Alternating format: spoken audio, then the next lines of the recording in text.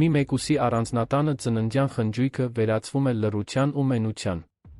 Մինչ որ համեստ, անհրավեր տղա ժպիտով ու անկեղծ խնդրանքով թակում է դուռը։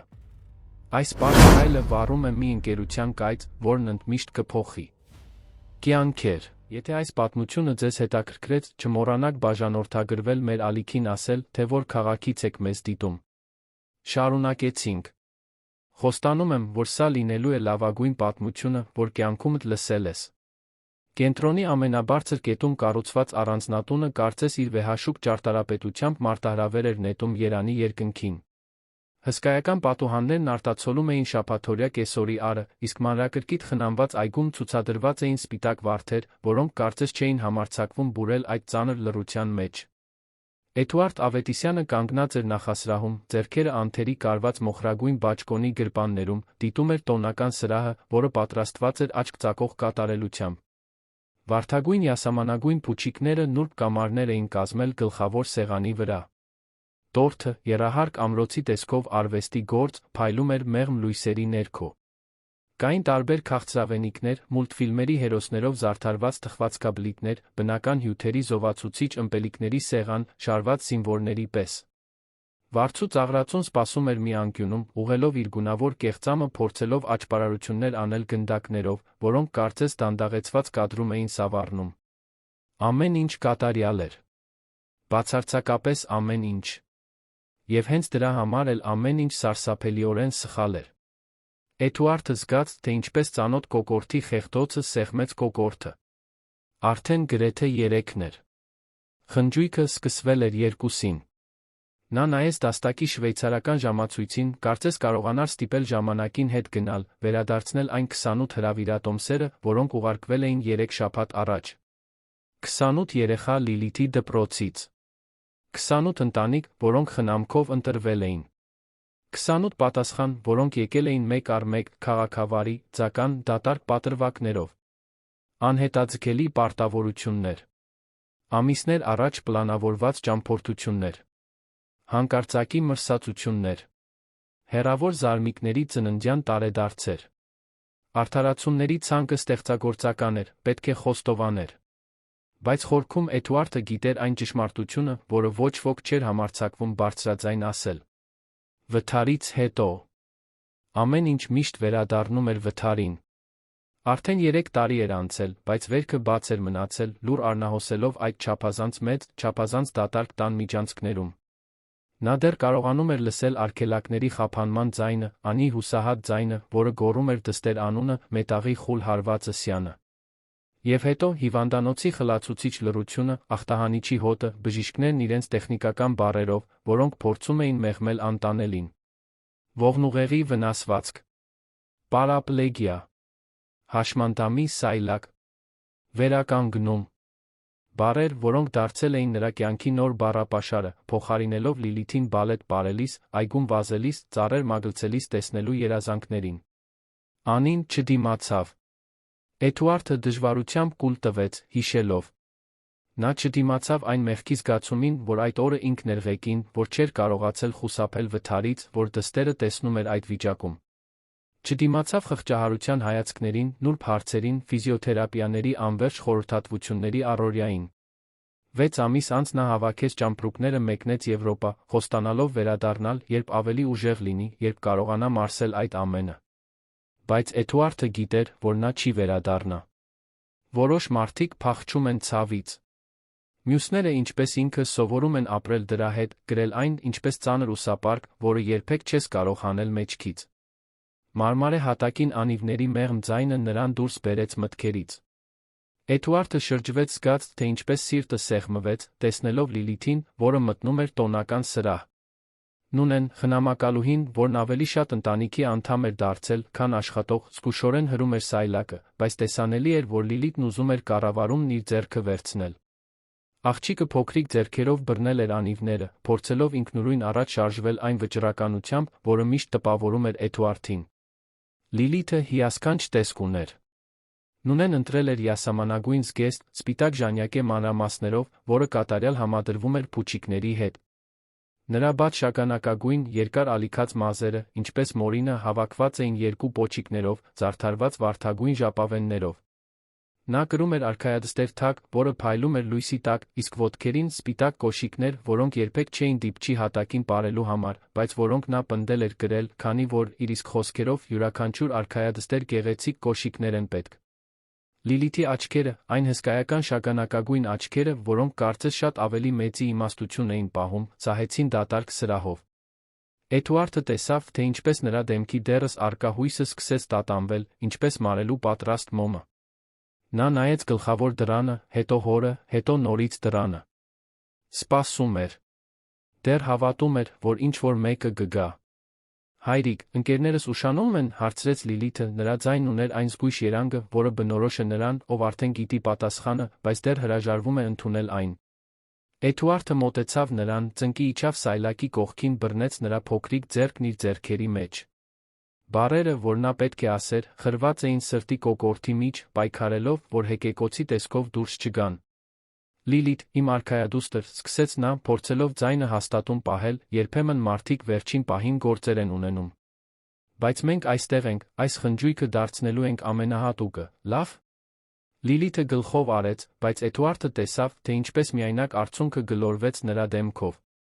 Նա արագ սրբեց այն ձեռքի թիկունքով, կարծես ուզում էր թաքցնել հիասթափությունը, պաշտպանել հորն իր իսկ ցավից։ Դա Էդուարդին այնպես կոտրեց, ինչպես ոչ մի անհաջող գործնական հանդիպում կամ ընկերության բաժնետոմսերի անկում երբեք չէր կարող։ Նունեն մոտեցավ, նրա աչքերը նույնպես փայլում էին զսպված արցունքներից, ձեռքը դրեց Լիլիթի ուսին։ Եկեք ծնունդը շնորհավոր երգենք, իմ գեղեցկուհի։ Ծաղրածուն սպասում է, որ միայն քեզ համար հրաշքներ անի։ Լիլիթը համաձայնեց գլխի շարժումով, ստիպելով իրեն ժպտալ, բայց ժպիտը չէր հասնում աչքերին։ Ծաղրածուն մոտեցավ, չափազանցված պտույտներ անելով, անհնարին տեղերից գունավոր թաշկինակներ հանելով, փորձելով ծիծաղ կորզել 30 հոգու համար նախատեսված սրահում կորած 3 հոգանոց այդ հանդիսատեսից։ Նա լավ էր իր գործում, Էդուարդը պետք է խոստովաներ։ Գլխարկից աղավնի հանեց, անձեռոցիկը վարդի վերածեց, ափսեներ հավասարակշռեց, երակայական լարի վրայով քայլելիս։ Լիլիթը քաղաքավարի ծափահարում էր, բայց ակնհայտ էր, որ յուրաքանչյուր հրաշք, յուրաքանչյուր սովորած կատակ միայն ընդգծում էր շուրջ բոլորը տիրող դատարկությունը։ Երբ հասավ ծնունդը շնորհավոր երգելու ժամանակը, Նունեն վառեց շոկոլադե ամրոցի վրա դրված 8 գունավոր մոմերը։ Էդուարդն ու նա միասին երգեցին, նրանց ձայներն արձագանքում էին հսկայական սրահում, կորչելով զարդարված անկյուններում, որտեղ պետք է լինեին 28 այլ երեխաների ձայները։ Լիլիթը փակեց աչքերը, լուր երազանք պահեց, փչեց մոմերը իր ողջ ուժով։ Էդուարդը մտածեց, թե ինչ էր նա երազել։ Ընկերներ։ Մոր։ Վերադարձը։ Նորից քայլելը։ Թե։ Պարզապես, որ այս տանջանքը շուտով ավարտվի։ Նրանք սկսում էին կտրել տորթը, երբ դռան զանգը հնչեց։ Էդուարդը անտրամաբանական հույսի ալիք զգաց։ Գուցե ընտանիքներից մեկը փոխել էր իր միտքը։ Գուցե ինչ-որ մեկն իսկապես ուշացել էր հիմա էր գալիս։ Նա գրեթե վազեց դեպի դուռը, սիրտը արագ բաբախում էր, իրեն անհեթեթորեն հուսադրված զգալով 42 տարեկան տղամարդու համար, որը ղեկավարում էր երկրի խոշորագույն դեղագործական ընկերություններից մեկը։ Բայց երբ բացեց դուռը, չգտավ իր հրավիրած ընտանիքներից որևէ մեկին։ Փոխարենը տեսավ մի նիհար տղայի, մոտ 9-10 տարեկան, հագին մաշված ջինսե շորտ դեղին շապիկ, վրան սուպերհերոսի նկար, որին Էդուարդը չճանաչեց։ Նկարը մաշված էր, գրեթե անտեսանելի բազմաթիվ լվացումներից։ Տղայի կոշիկները հին էին, մի կապիչը կարկատված, բայց մաքուր։ Նրա մուգ աչքերը փայլում էին ամաչկոտության վճռականության խառնուրդով, նա ձեռքերում պահում էր մի փոքրիկ փաթեթ, փաթաթված նվերի թղթով, որը ակնհայտորեն վերաօգտագործված էր նախորդ օգտագործման ծալքերով հետքերով։ Բար ձեզ, պարոն, ասաց տղան, Էդուարդը նկատեց, որ նրա ձայնը թեթակի դողում էր, բայց քաղաքավարի էր, զգույշ։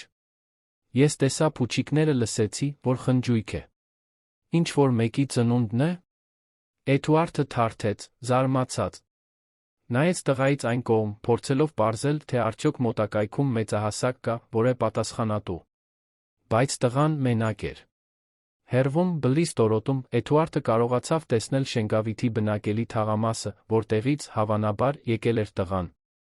Պարզ շենքեր, խունացած գույներով ներկված, պատշգամբներից կախված լվացքով տանիքներից մետաղական սնկերի պես աճող արբանյակային ալեհավաքներով։ Այո, պատասխանեց Էդուարդը, դեռ մարսելով իրավիճակը։ Իմ դստեր, Լիլիթի ծնունդն է։ Նա 8 տարեկան է դառնում։ Տղան ժպտաց, դա անկեղծ ժպիտ էր, առանց չարության կամ երկրորդ մտքի հետքերի։ Ես 9 տարեկան եմ։ Իմ անունը Դավիթ է։ Ես նվեր եմ բերել։ Շատ մեծ չէ, բայց տատիկս օգնել է ինձ պատրաստել։ Նա փաթեթը մեկնեց Էդուարդին, դա այնքան պարզ, այնքան մաքուր ժեստ էր, որ Էդուարդը զգաց, թե ինչպես մի բան շարժվեց կրծքում, մի բան, որը երկար ժամանակ քնած էր։ Էդուարդը տատանվեց։ Նրա մի մասը ուզում էր քաղաքավարի շնորհակալություն հայտնել ճանապարհել տղային։ Մյուս մասը, սակայն, հիշեց Լիլիթի դեմքը, երբ նա հասկացավ, որ ոչ ոք չի գալու։ Հիշեց նրա աչքերի հիասթափությունը, այն ձև, որով նա սրբել էր այն միայնակ արցունքը։ Եվ հետո, նախքան կկարողանար շատ մտածել հետանքների մասին, լսեց, թե ինչպես է ասում. Ուզում ես ներս գալ, Դավիթ։ Մասնակցել խնջույքին։ Տղայի աչքերը լուսավորվեցին, կարծես Էդուարդը նրան հենց նոր ամբողջ աշխարհն էր առաջարկել։ Իսկապես։ Նույնիսկ առանց հրավերի։ Իսկապես կարող եմ։ Այո, կարող ես, պատասխանեց Էդուարդը, դուռն ավելի լայն բացելով, զգաց, կարծես ավելի մեծ բան է բացում, մի բան, որը դեռ լիովին չէր հասկանում։ Դավիթը զգույշ քայլերով մտավ առանձնատուն, նրա լայն բացված աչքերը կլանում էին յուրաքանչյուր մանրուք։ Մարմարե հատակը, առաստաղի բյուրեղյա ջահը, պատերի արվեստի գործերը, կահույքը, որը կարծես դուրս էր եկել դիզայնի ամսագրերից։ Էդուարդը հետեց տղայի արձագանքին, հասկացավ, որ այնտեղ նախանց չկար, միայն մաքուր հիացմունք, մանկական հետաքրքրասիրություն։ Դավիթը կարծես հեքիաթային ամրոց էր մտնում, նրա արտահայտությունը մեկինն էր, ով հավատում է կախարդանքին։ Երբ հասան տոնական սրահ, Լիլիթը բարձրացրեց աչքերը տորթի կտորից, որն ունեն հենց նոր դրել էր նրա առջ։ Նրա հայացքը հանդիպեց Դավթի հայացքին, Էդուարդը տեսավ, թե ինչպես մի արտասովոր բան տեղի ունեցավ։ Լիլիթի դեմքը փոխվեց։ Աչքերը փայլեցին։ Շուրթերը կորացան անկեղծ ժպիտով, ամիսների ընթացքում առաջին անկեղծ ժպիտը։ Նա պատառաքաղը գցեց ափսեի մեջ, սայլակը հրեց դեպի դուռը։ Դավիթ։ Դու ես, բացականչեց Լիլիթը, նրա ձայնում զարմանքն ու ուրախությունը խառնվել էին։ Դու եկել ես իմ խնջույքին։ Էդուարդը կնճռոտեց ճակատը, շփոթված։ Դու ճանաչում ես նրան, Լիլիթ։ Աղջիկը խանդավառությամբ գլխով արեց, աչքերը հառած տղային։ Նա այնտեղ, ներքում է ապրում, հայրիկ։ Ես երբեմն տեսնում եմ նրան, երբ իմ սենյակի պատուհանից եմ նայում։ Մի անգամ նա օդապարուկ էր թռցնում, այն այնքան բարձր բարձրացավ, որ գրեթե հասավ այստեղ։ Ես ձեռքով արեցի, նա էլ ձեռքով արեց։ Մենք երբեք չենք խոսել, բայց ես գիտեի, որ նա լավն է։ Դավիթը մոտեցավ, դեռ պահելով նվերը, որն այժմ մի փոքր ճմրթվել էր անհանգստությունից։ Ես էլ էի քեզ տեսնում այնտեղ, վերում, ասաց նա, նրա ձայնը մեղմ էր, անկեղծ։ Միշտ ուզում էի ծանոթանալ քեզ հետ։ Երբ տեսա փուչիկները, մտածեցի, որ գուցե այսօր այդ օրն է։ Ծնունդդ շնորհավոր, Լիլիթ։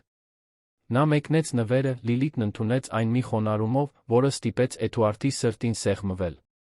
Նա զգուշորեն պատռեց թուղթը, բացահայտելով փայտե պարզ լուսանկարի շրջանակ, որը ձեռքով ներկված էր վառ գույներով։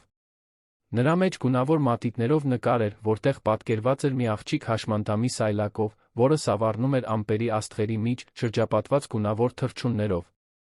Ներքի անկյունում մանկական, բայց խնամքով գրված տառերով, գրված էր.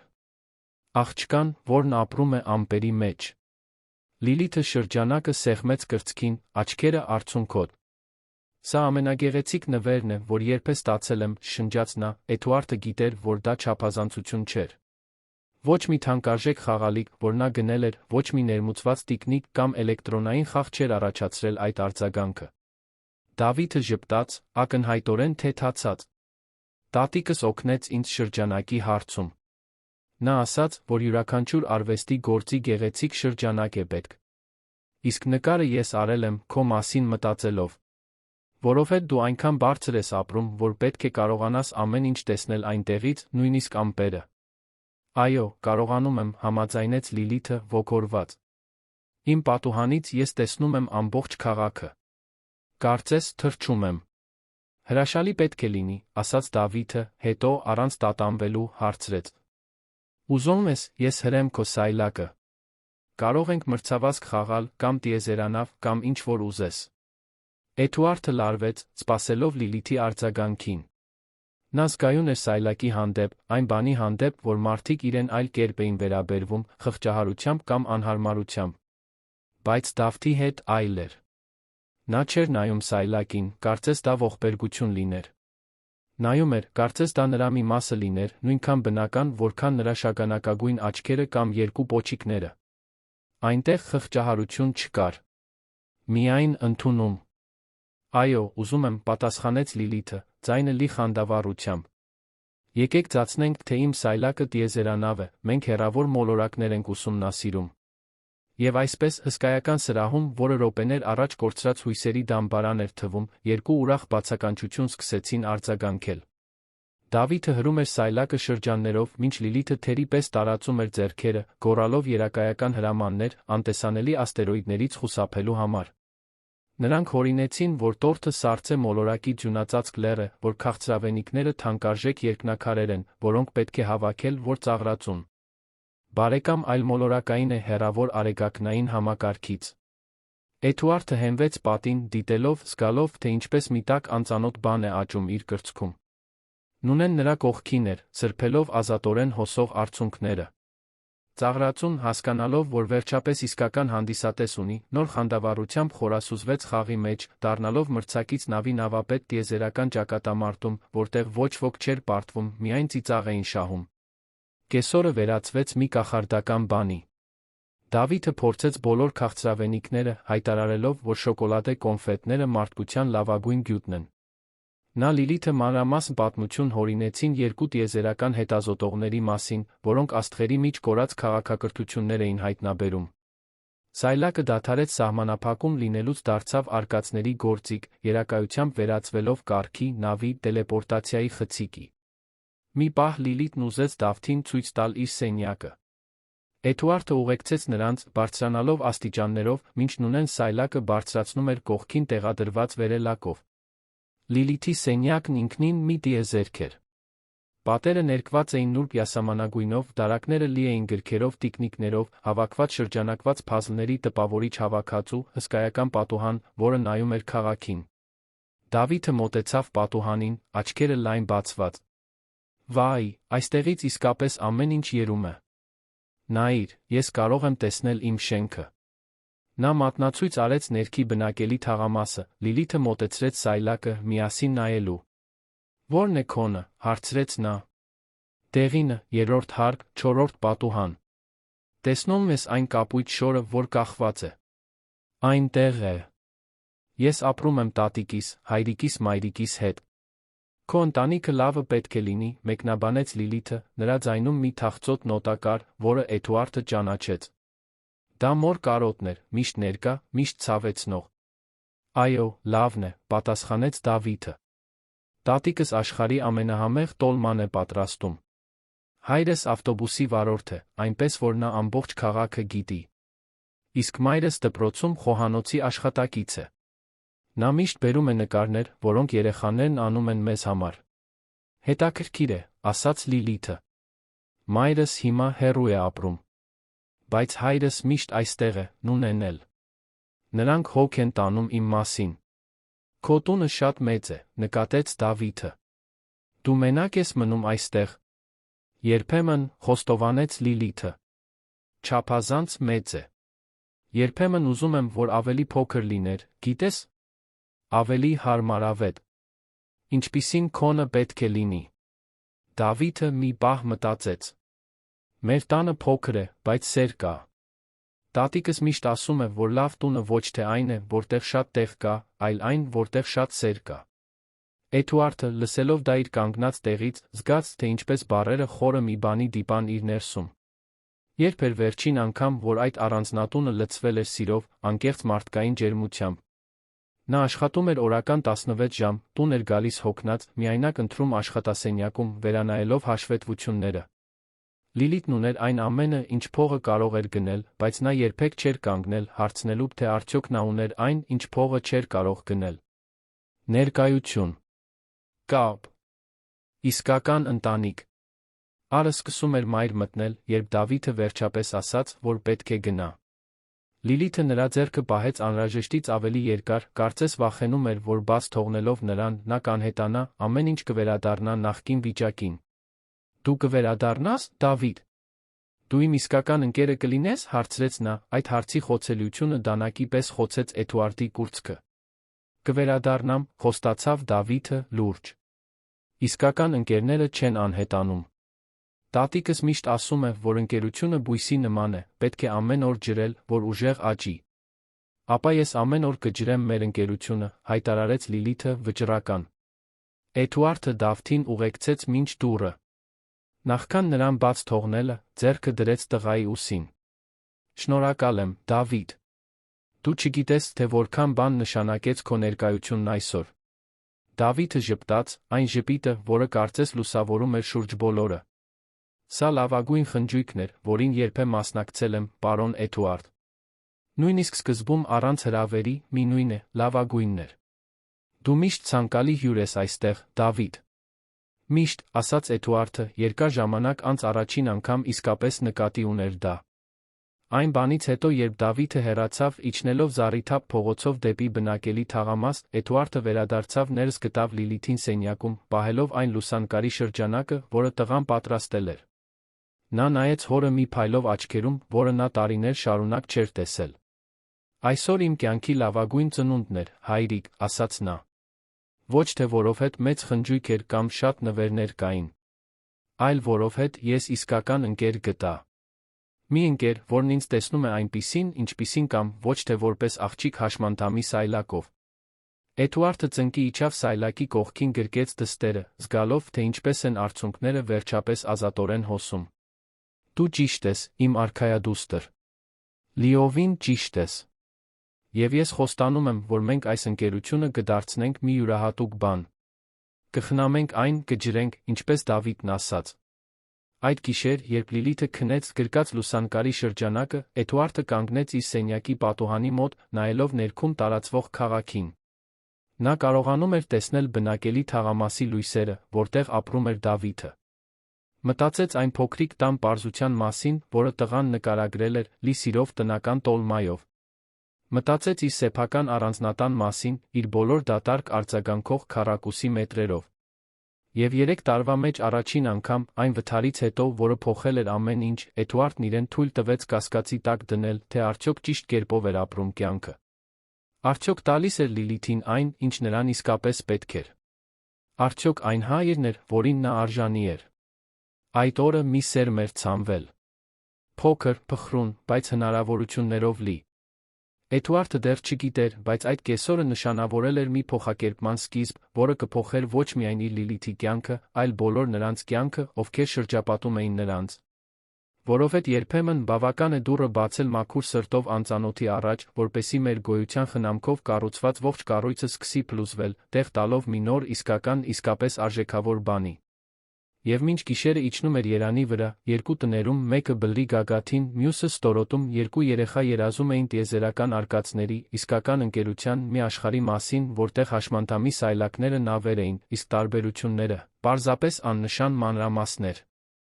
Եվ մի հզոր մարդ, սովոր կայսրություններ ղեկավարելուն, հազարավոր կյանքերի վրա ազդող որոշումներ կայացնելուն, հայտնաբերեց, որ լիովին կորած էր, չիմանալով, թե ինչ ուղղություն վերցնել, բայց երկար ժամանակ անց առաջին անգամ պատրաստ սովորելու։ Ծննդյան խնջույքին հաջորդած օրերը նուրբ, բայց խորը փոփոխություն բերեցին Ավետիսյանների առանձնատան առօրյայում։ Դավիթը սկսեց պարբերաբար գալ, միշտ երեկոյան, դպրոցի պարտականություններն ավարտելուց հետո։ Նա քայլելով բարձրանում էր բլուրը, երանի տակ արի տակ գրեթե 20 րոպե տող ճանապարհ, բայց միշտ հասնում էր ժպտալով, այտերը ջանքերից կարմրած, աչքերը սպասումից փայլող։ Էդուարդը հիացմունքով հետում էր, թե ինչպես այդ պարզ ներկայությունը փոխում էր շուրջ բոլորը։ Առանձնատունը, որը նախկինում լուր դամբարան էր թվում, այժմ արձագանքում էր ծիծաղով, խաղերով, աշխույժ զրույցներով։ Լիլիթը փոխվել էր։ Ավելի շուտ էր արթնանում, խնամքով ընտրում էր իր հագուստը, նոր խանդավառությամբ կատարում ֆիզիոթերապիայի վարժությունները, քանի որ ուզում էր ավելի ուժեղ լինել այն արկածների համար, որոնք ինքն ու Դավիթը հորինում էին։ Նունեն ասում էր, որ վթարից առաջվանից աղջկան այսքան կենդանի չէր տեսել, նրա խոսքերը կրում էին ուրախության թախծի խառնուրդ, ինչպես մեկը, ով ականատես է լինում փոքր, բայց նշանակալի հրաշքի։ Դավիթը երբեք դատարկաձեռն չէր գալիս։ Երբեմն բերում էր նկարներ, որոնք արել էր դասերի ընթացքում, միշտ սուպերհերոսների, տիեզերանավերի կամ բարեկամ վիշապների թեմաներով։ Այլ անգամ բերում էր պատմություններ, որոնք տատիկն էր պատմում, պատմություններ բարության, քաջության իսկական ընկերության մասին։ Մի երեկո հայտնվեց մի բարդ օրիգամի թռչունով, որը սովորել էր պատրաստել համայնքային կենտրոնի անվճար արհեստանոցում։ Նա Լիլիթին սովորեցրեց թուղթը ծալել, անսահման համբերությամբ ուղղորդելով նրա փոքրիկ ձեռքերը, մինչ նա կարողացավ ստեղծել իր սեփական թղթե թռչունը։ Նրանք իրենց ստեղծագործությունները կախեցին Լիլիթի սենյակում, առաստաղը վերածելով գունավոր թռչունների անձնական երկնքի, որոնք կարծես շարքով թռչում էին։ Էդուարդը սկսեց ավելի շուտ տուն գալ։ Չեղարկում էր հանդիպումները, պատվիրակում էր առաջադրանքներ, որոնք նախկինում անփոխարինելի էր համարում, ամեն ինչ այդ պահերին ներկա լինելու համար։ Զգուշորեն նստում էր սրահի մի անկյունում, ծածնելով, թե հաշվետվություններ է կարդում, բայց իրականում հետում էր երկու երեխաների խաղին։ Դավիթը բնատուր տաղանդ ուներ խաղերը հարմարեցնելու Լիլիթի ֆիզիկական սահմանափակումներին, երբեք նրան ստորադաս զգալ չտալով։ Երբ սեղանի խաղեր էին խաղում, նա խաղաքարերը դասավորում էր այնպես, որ Լիլիթը հեշտությամբ կարողանար հասնել։ Երբ պատմություններ էին հորինում, սայլակը միշտ կենտրոնական դեր ուներ պատմության մեջ, վերածվելով գահի, կախարդական փոխադրամիջոցի կամ գաղտնի գործողությունների բազայի։ Բայց Էդուարդին ամենաշատը տպավորում էր այն, թե ինչպես էր Դավիթը վարվում դժվար պահերին։ Մի երեկո Լիլիթը մեջքի ցավի նոպա ունեցավ, մի բան, որը երբեմն պատահում էր սայլակում երկարատ նստելու պատճառով։ Արցունքները հոսեցին նրա դեմքով, Էդուարդը զգաց այն ծանոթ անզորությունը, որը սեղմում էր կուրծքը։ Նա երբեք չէր իմացել, թե ինչպես լավ վարվել դստեր ցավի հետ։ Բժիշկներ էր կանչում, դեղորայք էր կարգավորում, բայց երբեք չգիտեր, թե ինչ ասել, ինչպես մխիթարել։ Դավիթը, սակայն, պարզապես մի աթոռ քաշեց Լիլիթի մոտ, բռնեց նրա ձեռքը, սկսեց պատմություն պատմել։ Դա սովորական պատմություն չէր, այլ պատմություն մի ռազմիկ արքայադստեր մասին, որը քաջությամբ դիմակայում էր վիշապներին, նույնիսկ երբ ամեն ինչ ցավում էր, քանի որ գիտեր, որ փոթորկից հետո միշտ ծիածան է գալիս։ Դավթի ձայնը մեղմ էր, ռիթմիկ, աստիճանաբար Լիլիթը հանգստացավ, նրա շնչառությունը վերադարձավ նորմալ վիճակի, լարված մկանները թուլացան։ Երբ ցավն անցավ, նա գրեթե քնած էր, Դավիթը մնաց այնտեղ, բռնած նրա ձեռքը, մինչ նա արթնացավ։ Էդուարդը խորապես հուզվեց։ Այդ 9 տարեկան տղան ուներ հուզական իմաստություն, որը շատ մեծահասակներ երբեք չեն զարգացնում։ Եվ նա սկսեց մտածել, թե որտեղից էր գալիս դա։ Ինչ ուներ Դավթի ընտանիքը, որն իր սեփական ընտանիքը կորցրել էր։ Ինչ կարող էր նա սովորել այն պարզ մարդկանցից, որոնք ապրում էին բնակելի թաղամասի փոքրիկ բնակարանում։ Հենց այս մտքով Էդուարդը որոշեց, խնջույքից 2 շաբաթ անց, այցելել Դավթի ընտանիքին։ Նա նախապես չզգուշացրեց, վախենալով, որ կմերժեն կամ արհեստական կերպով կպատրաստվեն։ Ուզում էր տեսնել իրականությունը, ոչ թե մի խմբագրված տարբերակ, բլրի հարուստ գործարարին տպավորելու համար։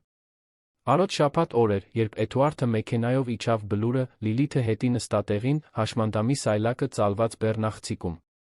Նունեն ուղեկցում էր նրանց, տանելով նվերների զամբյուղ, որը պնդել էր պատրաստել, ներմուծված մրգերով, թանկարժեք շոկոլադներով, թանկ գինիով։ Էդուարդը համաձայնել էր զամբյուղի հետ, թե կասկածում էր, որ այդ նվերները կարող էին ավելի շատ անհարմարություն ստեղծել, քան երախտագիտություն։ Բնակելի թաղամասը մոտիկից շատ տարբեր տեսք ուներ։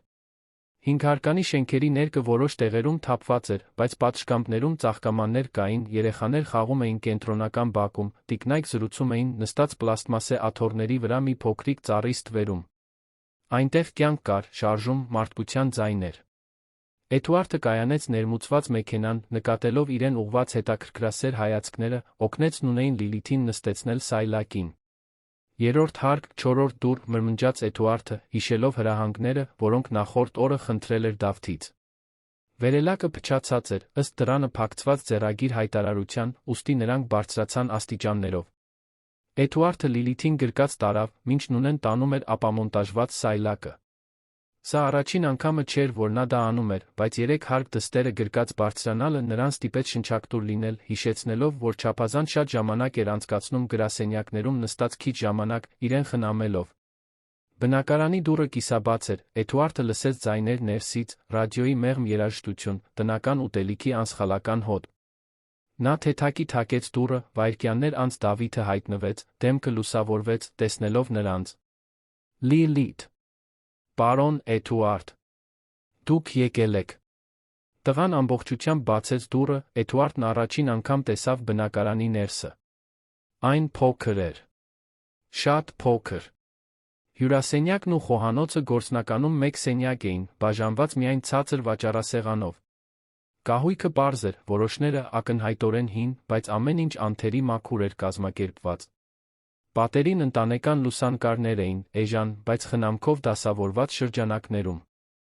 Կային ձեռքով կարված վարագույրներ, նուրբ ասեղնագործությամբ բարձր, մաշված բազմոց ծածկված գունավոր ծածկոցով, որը թաքցնում էր պատրվածքները։ Եվ ամենուրեք սիրո նշաններ կային։ Ներկված շոկոլադի տուփերում բույսեր, հատակին կարկատաններից գորգ, գրքեր, խնամքով դասավորված շուկայի արկղերից պատրաստված ինքնաշեն դարակի վրա։ Մի տարեց կին դուրս եկավ խոհանոցից, ձեռքերը սրբելով ծաղկավոր գոգնոցով։ Էդուարդն անմիջապես հասկացավ, որ դա Դավթի տատիկն էր։ Նա ուներ ճերմակ մազեր, հավաքված կոկոնով, մուգ աչքեր, որոնք բարություն էին ճառագում, ժպիտ, որը լուսավորում էր ամբողջ կնճռոտ դեմքը։ Նա նիհար էր, ցածրահասակ, բայց նրա կեցվածքում մի արժանապատվություն կար, որն անմիջապես հարգանք էր ներշնչում։ Բարի գալուստ, ասաց նա, ձայնը մեղմ, բայց հաստատուն։ Ես Սեդան եմ, Դավթի տատիկը։ Ինչպիսի ուրախություն է ձեզ ընդունել մեր տանը։ Խնդրեմ, ներս մտեք, ձեզ հարմար տեղավորվեք։ Էդուարդը ներս մտավ, գրկին Լիլիթը, նույնեն հետեց նրան սայլակով զամբյուղով։ Նա հանկարծակի անհարմար զգաց, կարծես սուրբ տարածք էր ներխուժում։ Սեդան զամբյուղը վերցրեց Նունեի ձեռքերից մեղմ ժպիտով, բայց Էդուարդը նկատեց մի թեթ անհարմարություն նրա աչքերում, տեսնելով նվերների շքեղությունը։ Պետք չէր անհանգստանալ, ասաց Սեդան, բայց շնորհակալ ենք բարության համար։ Նստեք, խնդրեմ։ Հենց նոր էի ճաշը պատրաստում։ Սպասեք, կանչեմ Հակոբին ու Մարինեին։ Նա անհետացավ նեղ միջանցքով, րոպեներ անց երկու մեծահասակ մտան սենյակ։ Դավթի հայրը, Հակոբը, բարձրահասակ ուժեղ տղամարդ էր, արից խանձված մաշկով, մեծ կոշտացած ձեռքերով, որոնք բնորոշ էին ծանր աշխատողին։ Հակին պարզ շապիկ էր ջինսե տաբատ, նրա ձեռքսեղմումը ամուր էր, բայց նուրբ։ Մարինեն, մայրը, ամաչկոտ ժպիտով բարի աչքերով կին էր, Հակին պարզ բամբակյա զգեստ հողաթափ էր։ Նրա դեմքին հոգնածության հետքեր կային, բայց նա մի հանգստություն, որը Էդուարդը հազվադեպ էր տեսնում իր ճանաչած մարդկանց մոտ։ Մեծ պատիվ է ձեզ ընդունել, ասաց Հակոբը, նրա ձայնն ուներ մեկի անկեղծությունը, ով կեղծիք չգիտի։ Դավիթը անդադար ձեր մասին է խոսում։ Հատկապես Լիլիթի։ Ասում է, որ նա ամենակաջ աղջիկն է, որին ճանաչում է։ Լիլիթը կարմրեց, ժպտալով։ Դավիթն է յուրահատուկ։ Նա իմ լավագույն ընկերն է։ Սկզբնական զրույցը մի փոքր լարված էր, երկու կողմերն էլ ակնհայտորեն փորձում էին ընդհանուր եզրեր գտնել։ Բայց աստիճանաբար մթնոլորտը ջերմացավ։ Սեդան թարմ եփած սուրճ հյուրասիրեց, տնական գաթայի հետ, որը հալվում էր բերանում։ Էդուարդը սովոր ներմուծված էսպրեսո սուրճերին ֆրանսիական հացաբուլկեղենի կրուասաններին հայտնաբերեց, որ երբեք այնքան համեղ բան չէր կերել, որքան այդ սիրով պատրաստված գաթան փոքրիկ խոհանոցում։ Դավիթը Լիլիթին տարավ իր սենյակը տեսնելու, մի տարածք, որը նա կիսում էր ծնողների հետ։ Վարագույրը բաժանում էր միջավայրը, ստեղծելով նրա համար մի անկյուն, մեկտեղանոց մահճակալով, քաղաքային գրադարանի գրքերով լի դարակով, պատերին փակցված նկարներով։ Լիլիթը հիացած էր Դավթի պատրաստած թղթե սուպերհերոսների հավաքածուով, ամսագրերից կտրված ստվարաթղթով ամրացված ֆիգուրներով։ Մինչ երեխաները խաղում էին, Էդուարդը մնաց սենյակում, զրուցելով Հակոբի, Մարինեի Սեդայի հետ։ Եվ հենց այդ զրույցի ընթացքում նա սկսեց հասկանալ, թե որտեղից էր գալիս Դավթի իմաստությունը։ Հակոբը պատմեց ավտոբուսի վարորդի իր առօրյայի մասին, ամեն օր առավոտյան 4-ին արթնանալու, Երանի քաոսային փողոցներով վարելու, խցանումների, սթրեսի մեջ գտնվող ուղորների հյուծիչ հերթափոխների հետ գործ ունենալու մասին։ Բայց նա հպարտությամբ էր խոսում աշխատանքի, քաղաքին ծառայելու արժանապատվության, կյանքի բոլոր ոլորտների մարդկանց ճանաչելու մասին։ Մարինեն պատմեց քաղաքային դպրոցում խոհանոցի աշխատակցի իր աշխատանքի մասին, հարյուրավոր կարիքավոր երեխաների համար ճաշ մատուցելու, որոնցից շատերի համար դա օրվա միակ լիարժեք սնունդն էր։ Նա քնքշությամբ էր խոսում երեխաների, նրանց անմեղությունից սովորելու, ամենափոքր բաներում ուրախություն գտնելու նրանց կարողության մասին։ Բայց Սեդան էր, որ ամենաշատը հուզեց Էդուարդին։ Նա պատմեց իր կյանքի մասին, ամուսնու հեռանալուց հետո միայնակ 4 երեխա մեծացնելու, հավաքարար, լվացարար, խոհարար աշխատելու մասին, ցանկացած բան, որը կվճարեր հաշիվները։ Գիշերները սովորելու մասին, 50 տարեկանում միջնակարգ կրթությունն ավարտելու համար, մի ձեռքբերում, որով նա անչափ հպարտանում էր։ Եվ իր երեխաներին, իսկ այժմ Թորանը սովորեցնելու մասին, որ հարստությունը փողով չի չափվում, այլ բնավորությամբ, բարությամբ, սիրելու սիրվելու կարողությամբ։ Ամուսինս, Աստված հոգին լուսավորի, բժիշկ էր, պատմեց Սեդան, Էդուարդը նկատեց ձայնի փոփոխություն, մի բան հպարտության թախծի մեջ։ Նրա անունը Անտոն էր։ Ամբողջ կյանքն աշխատել է, աղքատ երեխաների համար սրտի դեղամիջոցները մատչելի դարձնելու ուղիներ հետազոտելով։ Նա տարված էր այդ գործով։ Ասում էր, որ յուրաքանչյուր երեխա արժանի է առողջ սրտով մեծանալու հնարավորությանը, անկախ նրանից, թե քանի զրո ունեն ծնողները բանկային հաշվին։ Էդուարդը զգաց, թե ինչպես մի բան շարժվեց իր ներսում։ Նա աշխատում էր դեղամիջոցների հետ, ղեկավարում էր երկրի խոշորագույն դեղագործական ընկերություններից մեկը, բայց երբեք այդ տեսանկյունից չէր մտածել։ Նրա համար դեղամիջոցները ապրանքներ էին, տողեր աղյուսակներում, շահույթի մարժաներ, շուկայական ռազմավարություններ։ Նա գիտեր ինտելեկտուալ մակարդակում, որ դրանք կյանքեր էին փրկում, բայց կորցրել էր մարդկային կապն այն բանի հետ, թե ինչ էր դա իրականում նշանակում։ Անտոնը տարիներ շարունակ հետազոտություն էր մշակում, շարունակեց Սեդան, աչքերը փայլում էին զսպված արդյունքներից։ Մանկական սրտի դեղամիջոցի բանած, որը էժան կլիներ արտադրել, բայց արդյունավետ։ Նա ուզում էր արտոնագրել նվիրաբերել կառավարությանը, անվճար արտադրելու համար։ Բայց նա մահացավ, նախքան ավարտելը։ Հանկարծակի սրտի կաթված։ Հեգնանքն ինձնից չվրիպեց, սրտի հիվանդությունների հետազոտողը մահացավ դրանցից մեկից։ Նա կանգ առավ, զգուշորեն սրբելով աչքերը։ Նա թողեց իր բոլոր ուսումնասիրությունները, իր նշումները պահված արկղերում։ Ես երբեք չիմացա, թե ինչ անել դրանց հետ։ Գիտական գիտելիքներ չունեմ հասկանալու, թե դա իսկապես հեղափոխական էր, թե պարզապես իդեալիստի երազանք։ Էդուարդը քարացել էր։ Այդ պատմության մեջ մի խորը կարևոր բան կար, մի բան, որը նա դեռ լիովին չէր կարողանում մարսել։ Մատչելի մանկական սրտի դեղամիջոցների մասին հետազոտություն։ Հենց այնպիսի բան, որով իր ընկերությունը պետք է զբաղվեր, բայց չէր զբաղվում, քանի որ բավականաչափ շահութաբեր չէր։ Զրույցն ընդհատվեց սենյակից եկող ծիծաղով։ Դավիթն ու Լիլիթը ստվերների թատրոն էին ստեղծել, օգտագործելով լապտեր իրենց ձեռքերը, պատին պատկերներ պրոյեկտելով։ Էդուարդն ու մյուսները գնացին տեսնելու գտան երկու երեխաներին լիովին տարված մի պատմությամբ ասպետի արքայադստեր մասին, որոնք թագավորությունը փրկում էին մի վիշապից, որը, ի վերջո, պարզապես միայնակ վիշապ էր, որին ընկերներ էին պետք։ Ճաշը մատուցվեց խոհանոցի փոքրիկ սեղանին։ Սեդան պարզ, բայց համեղ խնջույք էր պատրաստել, փխրուն բրինձ, կատարյալ համեմված լոբի, խոտաբույսերով տապակած հավ, թարմ աղցան խրթխրթամ փլավ։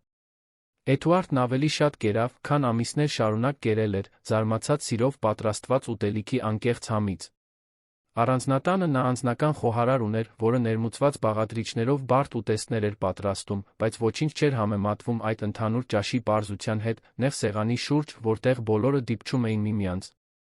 Ճաշի ընթացքում Սեդան պատմություններ պատմեց Դավթի մանկությունից, թե ինչպես նա միշտ կարեկից երեխա է եղել, անհանգստացած ուրիշների համար։ Նա հիշեց այն օրը, երբ նա 5 տարեկան էր դպրոցից բոբիկ էր վերադարձել, քանի որ իր կոշիկները տվել էր մի դասընկերոջ, որը չուներ։ Կամ այն անգամ, երբ իր ամբողջ գրպանի փողն օգտագործել էր գունավոր մատիտներ գնելու դպրոցի նոր աղջկա համար, որը պարագաներ չուներ։ Հակոբն ու Մարինեն լսում էին ակնհայտ հպարտությամբ աչքերում, Էդուարդը հասկացավ, որ այդ բացառիկ երեխան ամուր արժեքների անպայմանական սիրո վրա հիմնված դաստիարակության արդյունք էր։ Ճաշից հետո, մինչ Սեդան ու Մարինեն լվանում էին սպասքը, քաղաքավարի կերպով մերժելով Նունեի օգնությունը, Էդուարդը մնաց բնակարանի փոքրիկ պատշգամբում Հակոբի հետ։ Այնտեղից նրանք կարող էին տեսնել բլրի գագաթի առանձնատունը, որն առանձնանում էր երկնքի ֆոնին։ Տարբեր պետք է լինի այնտեղ, վերում ապրելը, մեկնաբանեց Հակոբը, ձայնում ոչ մի նախանձ, միայն անկեղծ հետաքրքրասիրություն։ Այնքան խաղաղություն, այնքան տարածք։ Տարբեր է, համաձայնեց Էդուարդը։ Բայց ոչ պարտադիր ավելի լավ։ Դուք այնտեղ, ներքում, մի բան ունեք, որը ես վաղուց կորցրել եմ։ Դուք կապ ունեք, ներկայություն ունեք, սեր ունեք, որը ոչնչից կախված չէ, բացի ձեզնից։ Հակոբը ժպտաց, այն ժպիտը, որը բնորոշ է նրան, ով գիտի պարզ, բայց խորը ճշմարտություններ։ Փողը կարոր է, պարոն Էդուարդ։ Չեմ ձացնի, թե այդպես չէ։ Ես գիտեմ, թե ինչ է նշանակում դժվարության մեջ լինել, տեսնել, թե ինչպես է մայրդ մինչ ուշ գիշեր աշխատում, անհանգստանալ հաշիվների համար։ Բայց ես նա գիտեմ, որ փողը երբեք կապեր չի ստեղծել։ Միայն ժամանակը, համբերությունը, սերն են դա անում։ Էդուարդը նայեց առանձնատանը, տեսնելով այն նոր աչքերով։ Հանկարծ այն ավելի քիչ վեհաշուկ, ավելի դատարկ թվաց։ Մասնագիտական նվաճումների խորհրդանիշ, որոնք չէին վերածվել անձնական երջանկության։ Նա բարձրացել էր գործարար հաջողության բոլոր աստիճաններով, բայց ճանապարհին ինչ-որ տեղ կորցրել էր այն, ինչն իսկապես կարոր էր։ Երբ հասավ գնալու ժամանակը, Լիլիթը չէր ուզում հեռանալ։ Նա Դավիթը անբաժանելի էին դարձել այդ մի քանի ժամվա ընթացքում, հաջորդ օրը նորից հանդիպելու խոստումը չափազանց հեռու էր թվում։ Սեդան քնքշորեն գրկեց Լիլիթին, վերաբերվելով հաշմանդամի սայլակին, կարծես դա աղջկա բնական մասը լիներ, առանց անհարմարության կամ ավելորդ խղճահարության։ Դու միշտ ցանկալի հյուր ես այստեղ, իմ սիրելի, ասաց Սեդան։ Մեր տունը փոքր է, բայց մեր սիրտը բավականաչափ մեծ է բոլորի համար, ովքեր կուզենան մտնել։ Առանձնատուն վերադառնալու ճանապարհին Էդուարդը լուր վարում էր, մարսելով այն ամենը, ինչ տեսել-լսել էր։ Լիլիթը, հետի նստատեղին, աշխույժ զրուցում էր Նունեի հետ, թե որքան հարմարավետ էր Դավթի տունը, որքան համեղ էր տիկին Սեդայի ուտելիքը, թե ինչպես ինքն էլ էր ուզում սովորել գաթա պատրաստել։ Երբ տուն հասան, առանձնատունն էլ ավելի դատարկ սառը թվաց, քան նախկինում։ Էդուարդը քայլեց հսկայական սենյակներով, արձագանքող միջանցքներով, անթերի խնամված, բայց անպտուղ այգով զգաց, թե ինչպես մի դատարկություն է ընդարձակվում իր կրծքում։ Նա կառուցել էր այդ ամենը, հավատալով, որ Լիլիթին լավագույնն է առաջարկում, որ հարգում է այն հիշողությունը, թե ինչպես պետք է լինեին բաները։ Բայց գուցե սխալվել էր, թե ինչ էր նշանակում լավագույնը։ Այդ գիշեր, երբ Լիլիթը քնեց, Էդուարդը գնաց իր աշխատասենյակ, նստեց կարմրափայտի գրասեղանի առջ։ Նայեց պատերին շրջանակված մրցանակներին, գործարար գերազանցության վկայականներին, լուսանկարներին, որտեղ նա ձեռք էր սեղմում քաղաքական գործիչների հայտնիների հետ։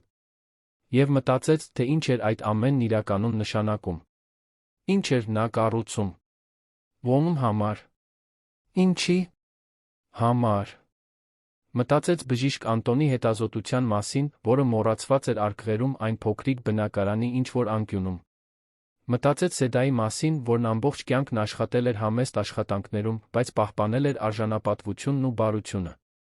Մտածեց Հակոբի Մարինեի մասին, որոնք արից շուտ էին արթնանում հյուծիչ աշխատանքների համար, բայց տուն էին վերադառնում բավականաչափ սիրով, Դավթի պես արտասովոր երեխա մեծացնելու համար։ Եվ մտածեց իր մասին, մի մարդու, որն ամեն ինչ ուներ, բայց ներսում դատարկ էր զգում։ Նա վերցրեց հեռախոսը, հավաքեց Արթուրի, իր հետազոտությունների զարգացման գծով փոխնախագահի համարը։ Ուշ էր, բայց Արթուրը միշտ պատասխանում էր, նվիրված աշխատանքին մինչ մոլուցքի աստիճան։ Արթուր, պետք է որ մի բան անես ինձ համար, ասաց Էդուարդը, երբ մյուսը պատասխանեց։ Կա մի հին հետազոտություն մանկական սրտի դեղամիջոցների մասին, որը կարող է գիտական արժեք ունենալ։ Պատկանել է բժիշկ Անտոն անունով մի բժշկի։ Ուզում եմ, որ օգտագործես քո կապերը, փնտրես համալսարանի արխիվներում, հիվանդանոցներում, որտեղ նա աշխատել է։ Գտիր այդ հետազոտությունը, գնահատիր դրա ներուժը։ Մյուս կողմում դադար եղավ։ Պարոն, ամենայն հարգանքով, հին հետազոտությունները հազվադեպ են կենսունակ։ Գիտությունը չափազանց արագ է զարգանում։ Մինույն է, պնդեց Էդուարդը։ Արա դա ինձ համար։ Եվ Արթուր, զգույշ արա։ Չեմ ուզում, որ սա դեռ խորհրդի քննարկման թեմա դառնա։ Անջատելուց հետո Էդուարդը վերադարձավ պատուհանի մոտ, նայելով ներքի բնակելի թաղամասի լույսերին։ Մի բան փոխվում էր իր ներսում, մի խորը անդառնալի բան։ Դավիթը բացել էր մի դուռ, որի փակ լինելու մասին Էդուարդը նույնիսկ չգիտեր։ Եվ այդ դռան մյուս կողմում մի ամբողջ աշխարհ կար հնարավորությունների, որոնք նա երբեք չէր դիտարկել։ Էդուարդի կյանքը միշտ կառավարվել էր թվերով, շահույթներով, տոկոսային աճով, բաժնետոմսերի արժեքով։ Բայց առաջին անգամ նա սկսում էր հասկանալ, որ կային ավելի կարևոր չափանիշներ։ Չափանիշներ, որոնք չէին հայտնվում եռամսյակային հաշվետվություններում, բայց որոնք սահմանում էին կյանքի իրական հաջողությունը։ Որքան սեր ես տվել։ Քանի կյանքի ես ստիպել։ Ինչպիսի բարության ժառանգություն ես թողել։ Դավիթը 9 տարեկանով հսկայական սրտով 42 տարեկան գործարարին դասեր էր տալիս, որոնք ոչ մի բիզնես դպրոց երբեք չէր կարող սովորեցնել։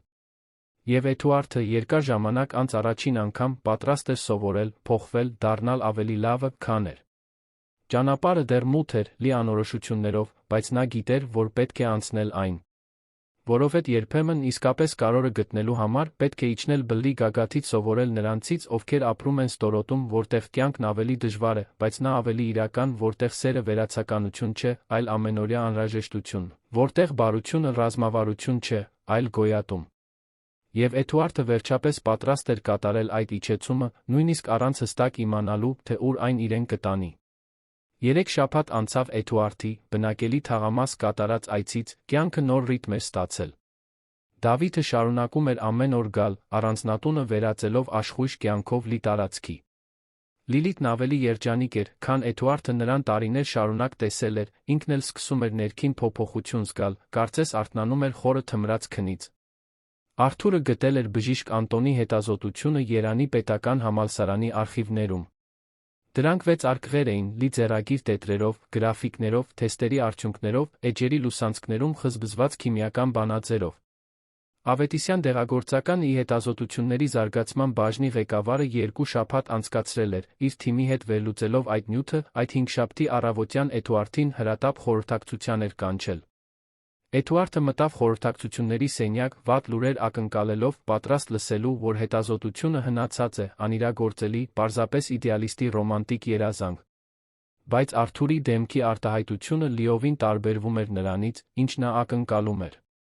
Այնտեղ հուզմունք կար, այն փայլն աչքերում, որը գիտնականներն ունենում են, երբ իսկապես յուրահատուկ բան են հայտնաբերում։ Պարոն Ավետիսյան, սկսեց Արթուրը, բացելով փաստաթղթերով լի թղթապանակը, այս հետազոտությունը արտասովոր է։ Բժիշկ Անտոնը տասնամյակներով առաջ էր իր ժամանակից։ Նա հայտնաբերել էր միացությունների համադրություն, որոնք հատուկ ձով սինթեզվելու դեպքում կարող էին բուժել մանկական սրտի հիվանդությունները, համեմատելի արդյունավետությամբ ներկայիս դեղամիջոցների հետ, բայց արտադրության կտրուկ ավելի ցածր արժեքով։ Էդուարդը նստեց, սիրտը արագացավ։ Շարունակիր։ Մենք նախնական սիմուլյացիաներ ենք արել։ Եթե կարողանանք այս բանաձը սինթեզել արդյունաբերական մասշտաբով, կարող ենք դեղամիջոցն արտադրել շուկայում առկա բուժումների ներկայիս արժեքի 20%-ից պակաս գնով։ Սա կնշանակի այն հասանելի դարձնել այն բնակչության համար, որն այսօր պարզապես համապատասխան բուժման հնարավորություն չունի։ Եվ դա աշխատում է։ Բանաձը կենսունակ է։ Մեզ լիարժեք կլինիկական փորձարկումներ կպահանջվեն, իհարկե, խոստովանեց Արթուրը։ Բայց հիմնվելով բժիշկ Անտոնի հավաքած տվյալների, միացությունների քիմիական հատկությունների, այն ժամանակվանից ի վեր հայտնված գիտական գրականության վրա, որը հաստատում է նրա ենթադրությունները, ես կարծում եմ, որ մենք այստեղ իսկապես հեղափոխական բան ունենք։ Մի բան, որը կարող է հազարավոր կյանքեր փրկել։ Էդուարդը հենվեց աթոռին, այդ տեղեկատվության ծանրությունը ձնահյուսի պես ընկավ նրա վրա։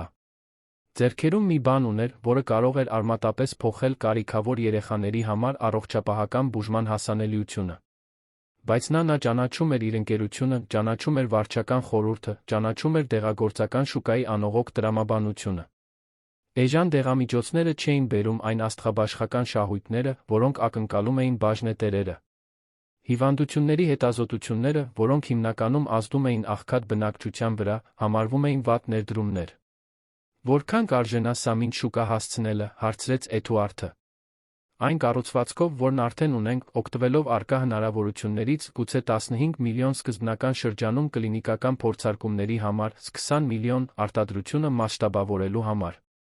Դա զգալի ներդրում է, բայց համեմատած մեր իրականացրած այլ նախագծերի հետ, համեստ է։ Էդուարդը մտքում արագ հաշվարկներ արեց։ 35 միլիոնը Ավետիսյան դեղագործական ի տարեկան հետազոտական բյուջեի մի մասն էր։ Նրանք ավելին էին ծախսում արդեն գոյություն ունեցող դեղամիջոցների կոսմետիկ տատանումներ մշակելու վրա, պարզապես արտոնագրերը երկարացնելու շահույթի մարժաները պահպանելու համար։ Բայց նա գիտեր, որ խորհուրդը երբեք չէր հաստատի ներդրում մի բանում, որը չէր խոստանում աստղաբաշխական եկամուտներ։ Լիարժեք շնորհանդես պատրաստիր, հրահանգեց Էդուարդը։ Ուզում եմ բոլոր տվյալները, բոլոր կանխատեսումները, այն ամենը, ինչ մեզ պետք է այս նախագիծը հիմնավորելու համար։ Ես սա կտանեմ խորհրդի քննարկմանը։ Արթուրը տատանվեց։ Պարոն, ամենայն հարգանքով, խորհուրդը համակարգված կերպով մերժել է ցանկացած առաջարկ, որը չի համապատասխանում սահմանված շահութաբերության ցուցանիշներին։ Եվ այս նախագիծը, որքան էլ ազնիվ լինի, չի բերի այն եկամուտները, որոնք նրանք ակնկալում են։ Լավագույն դեպքում, այն ֆինանսապես չեզոք կլինի։ Գիտեմ, պատասխանեց Էդուարդը, նրա ձայնում նոր վճռականություն կար։ Բայց մի նույն է, կփորձեմ։ Պատրաստիր շնորհանդեսը։ Այդ երեկո Էդուարդը շուտ վերադարձավ տուն, միտքը եռում էր հնարավորություններով, ռազմավարություններով։ Գտավ Լիլիթին ու Դավթին այգում, տարված մի մանրամասն գանձերի որոնումով, որը Դավիթը կազմակերպել էր։ Նրանք հուշումներ էին տարածել տարածքում, Լիլիթն իր սայլակից ղեկավարում էր արշավախումբը, հրահանգներ տալով ինչպես անծանոթ ծովերում նավարկող նավապետ։ Էդուարդը մի պահ դիտեց, ժպտալով, տեսնելով դստերը այդքան տարված, այդքան կենդանի։ Եվ հետո մի միտք ծագեց։ Զգուշորեն կանչեց Դավթին, խնդրելով առանձին խոսել։ Դավիթ, պետք է քեզ մի բան խնդրեմ, սկսեց Էդուարդը, ծնկի իջնելով տղայի աչքերի մակարդակին։ Քո պապիկի հետազոտության այն արկղերը, որոնք տատիկդ պահում է։ Կարծում ես, նա ինձ մի որոշ ժամանակով կտա։ Մի կարևոր բան կա, որ պետք է անեմ դրանց հետ։ Դավթի աչքերը փայլեցին հետաքրքրասիրությունից մի փոքր հպարտությունից։ Իհարկե, պարոն Էդուարդ։ Տատիկս միշտ ասում է, որ պապիկիս աշխատանքը պետք է օգնի մարդկանց, ոչ թե փոշի հավաքի։ Նա ուրախ կլինի իմանալ, որ ինչ-որ մեկը հետաքրքրված է։ Էդուարդը շնորհակալություն հայտնեց, պայմանավորվեց հանգստյան օրերին վերցնել նյութերը։ Բայց ճակատագիրն այլ ծրագրեր ուներ։ Հաջորդ առավոտ, ուրբաթ օրը, որը խոստանում էր սովորական լինել, ամեն ինչ փոխվեց րոպեների ընթացքում։ Էդուարդը ներդրողների հետ հանդիպման էր, երբ բջջայինը համառորեն թրթռաց։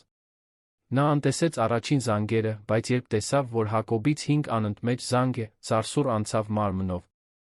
Մի բան այն չէր։ Կներեք, ասաց ներդրողներին, պետք է պատասխանեմ սրան։ Արտակարգ իրավիճակ է։ Նա դուրս եկավ խորհրդակցությունների սենյակից հետ զանգեց։ Հակոբի ձայնը մյուս կողմում լարված էր, լիված զսպված խուճապով։ Պարոն Էդուարդ, մայրս է, Սեդան։ Տանը ուշագնաց է եղել։ Էրեբունի, բժշկական կենտրոնում ենք։ Բժիշկներն ասում են, որ սիրտն է։ Վիճակը ծանր է։ Էդուարդը զգաց, թե ինչպես է գետինը դողում իր ոտքերի տակ։ Հիմա գալիս եմ այնտեղ։ Նա չեղարկեց օրվա բոլոր հանդիպումները, նստեց մեքենան վտանգավոր արագությամբ քշեց դեպի հիվանդանոց։ Էրեբունին, ինչպես միշտ, մարդաշատ էր, միջանցքները լի էին սպասող մարդկանցով, ախտահանիչի սուր հոտ, տառապանքի հույսի խառնուրդի այն ծանր մթնոլորտը։ Գտավ Հակոբին ու Մարինեին սրտաբանության բաժանմունքի սպասասրահում, երկուսն էլ անհանգստությունից քայքայված արտահայտություններով։ Ինչպե՞ս է նա, հարցրեց Էդուարդը, համերաշխ ձեռքը դնելով Հակոբի ուսին։ Հիմա կայուն է, բայց բժիշկներն ասացին, որ սրտի ծանր առիթմիա է ունեցել։ Սիրտը շատ թույլ է։ Հակոբը ձեռքը տարավ դեմքով, փորձելով զսպել հույզերը։ Նրանք պետք է ավելի մանրամասն հետազոտություններ անեն, բայց արդեն խոսել են երկարաժամկետ դեղորայքային բուժման, հնարավոր է ապագայում վիրահատության մասին։ Մի երիտասարդ բժշկուհի մոտեցավ, սպիտակ խալաթով թղթապանակը ձեռքին։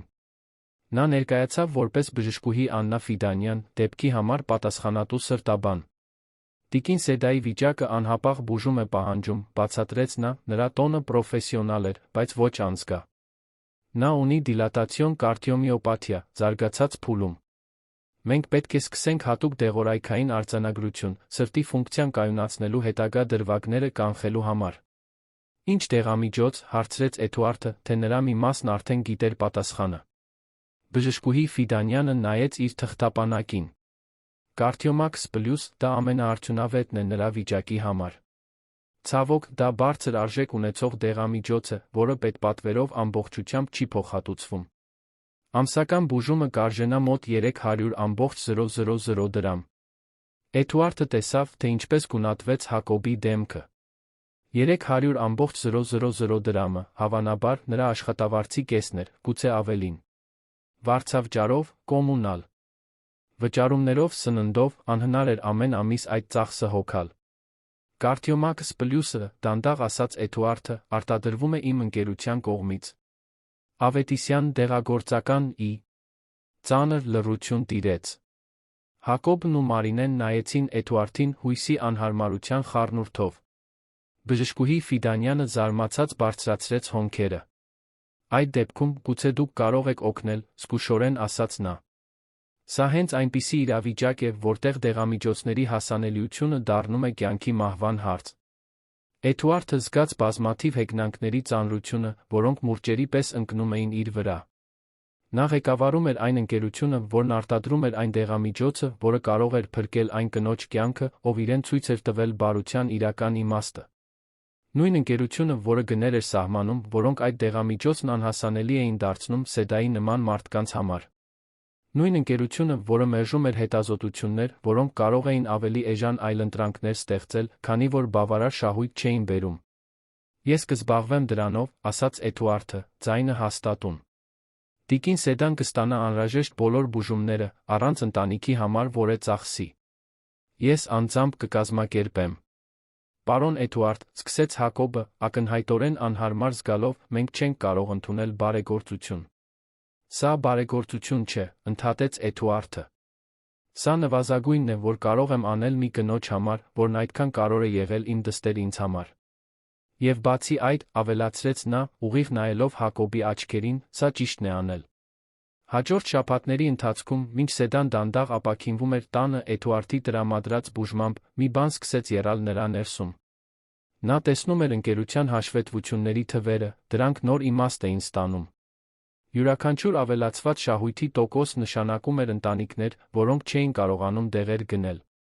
Յուրաքանչյուր հաստլիկ պարգավճար, որը բաշխվում էր ղեկավարներին, նշանակում էր մարդիկ, որոնք մահանում էին բուժման հասանելիության բացակայության պատճառով։ Էդուարդը սկսեց անհարմար հարցեր տալ հանդիպումներին։ Հարցնում էր, թե ինչու է Կարդիոմաքս պլյուսն այդքան թանկ, երբ արտադրության ծախսերը վաճառքի գնի մի մասն էին կազմում։ Հարցնում էր, թե ինչու չեն ներդրումներ անում անտեսված հիվանդությունների դեղամիջոցների մեջ, որոնք ազդում էին միլիոնավոր աղքատ մարդկանց վրա։ Մարտահրավեր էր նետում էրեկտիլ դիսֆունկցիայի դեղամիջոցների մարքեթինգի վրա հսկայական գումարներ ծախսելու տրամաբանությանը, մինչդեռ երեխաներ մահանում էին հիմնական հակաբիոտիկների հասանելիության բացակայության պատճառով։ Պատասխանները միշտ նույնն էին։ Ֆիդուցիար պատասխանատվություն բաժնետերերի առջ։ Մրցակցային մարժաներ պահպանելու անհրաժեշտություն։ Դեղագործական շուկայի իրականություն։ Դատարկ բառեր, որոնք փորձում էին արդարացնել անարդարանալին։ Հենց այդ ժամանակ Էդուարդը կայացրեց իր մասնագիտական կյանքի ամենաարմատական որոշումը։ Նա հրավիրեց Ավետիսյան դեղագործական ի վարչական խորհրդի արտահերթ նիստ, որը նշանակված էր նոյեմբերի անձրոտ երկուշաբթի օրը։ Հանգստյան օրերն անցկացրեց, պատրաստելով մի շնորհանդես, որը գիտեր, որ կընդունվի ցնցումով, զայրույթով կատաղի դիմադրությամբ։ Նիստի առավոտյան Էդուարդը շուտ հասավ ընկերության կենտրոնական գրասենյակ, ապակե պողպատե շենք հյուսիսային պողոտայի սրտում։ Խորհրդի սենյակը վեհաշուք էր, հսկայական կարմրափայտի սեղանով, իտալական կաշվե աթոռներով, շնորհանդեսների համար նախատեսված վերջին սերնդի էկրաններով։ Խորհրդի 12 անդամներ ներկա էին, տղամարդիկ կանայք անթերի կոստյումներով, միլիոնավոր դոլարների պորտֆելներով, այնպիսի արտահայտություններով, որոնք բնորոշ էին կայսրություններ ղեկավարելուն սովոր մարդկանց։ Էդուարդը սկսեց իր շնորհանդեսը, ցույց տալով սովորական թվերը։ Շահույթները բարձր, միջազգային ընդլայնումը հաջող, նոր արտադրանքներ մշակման փուլում։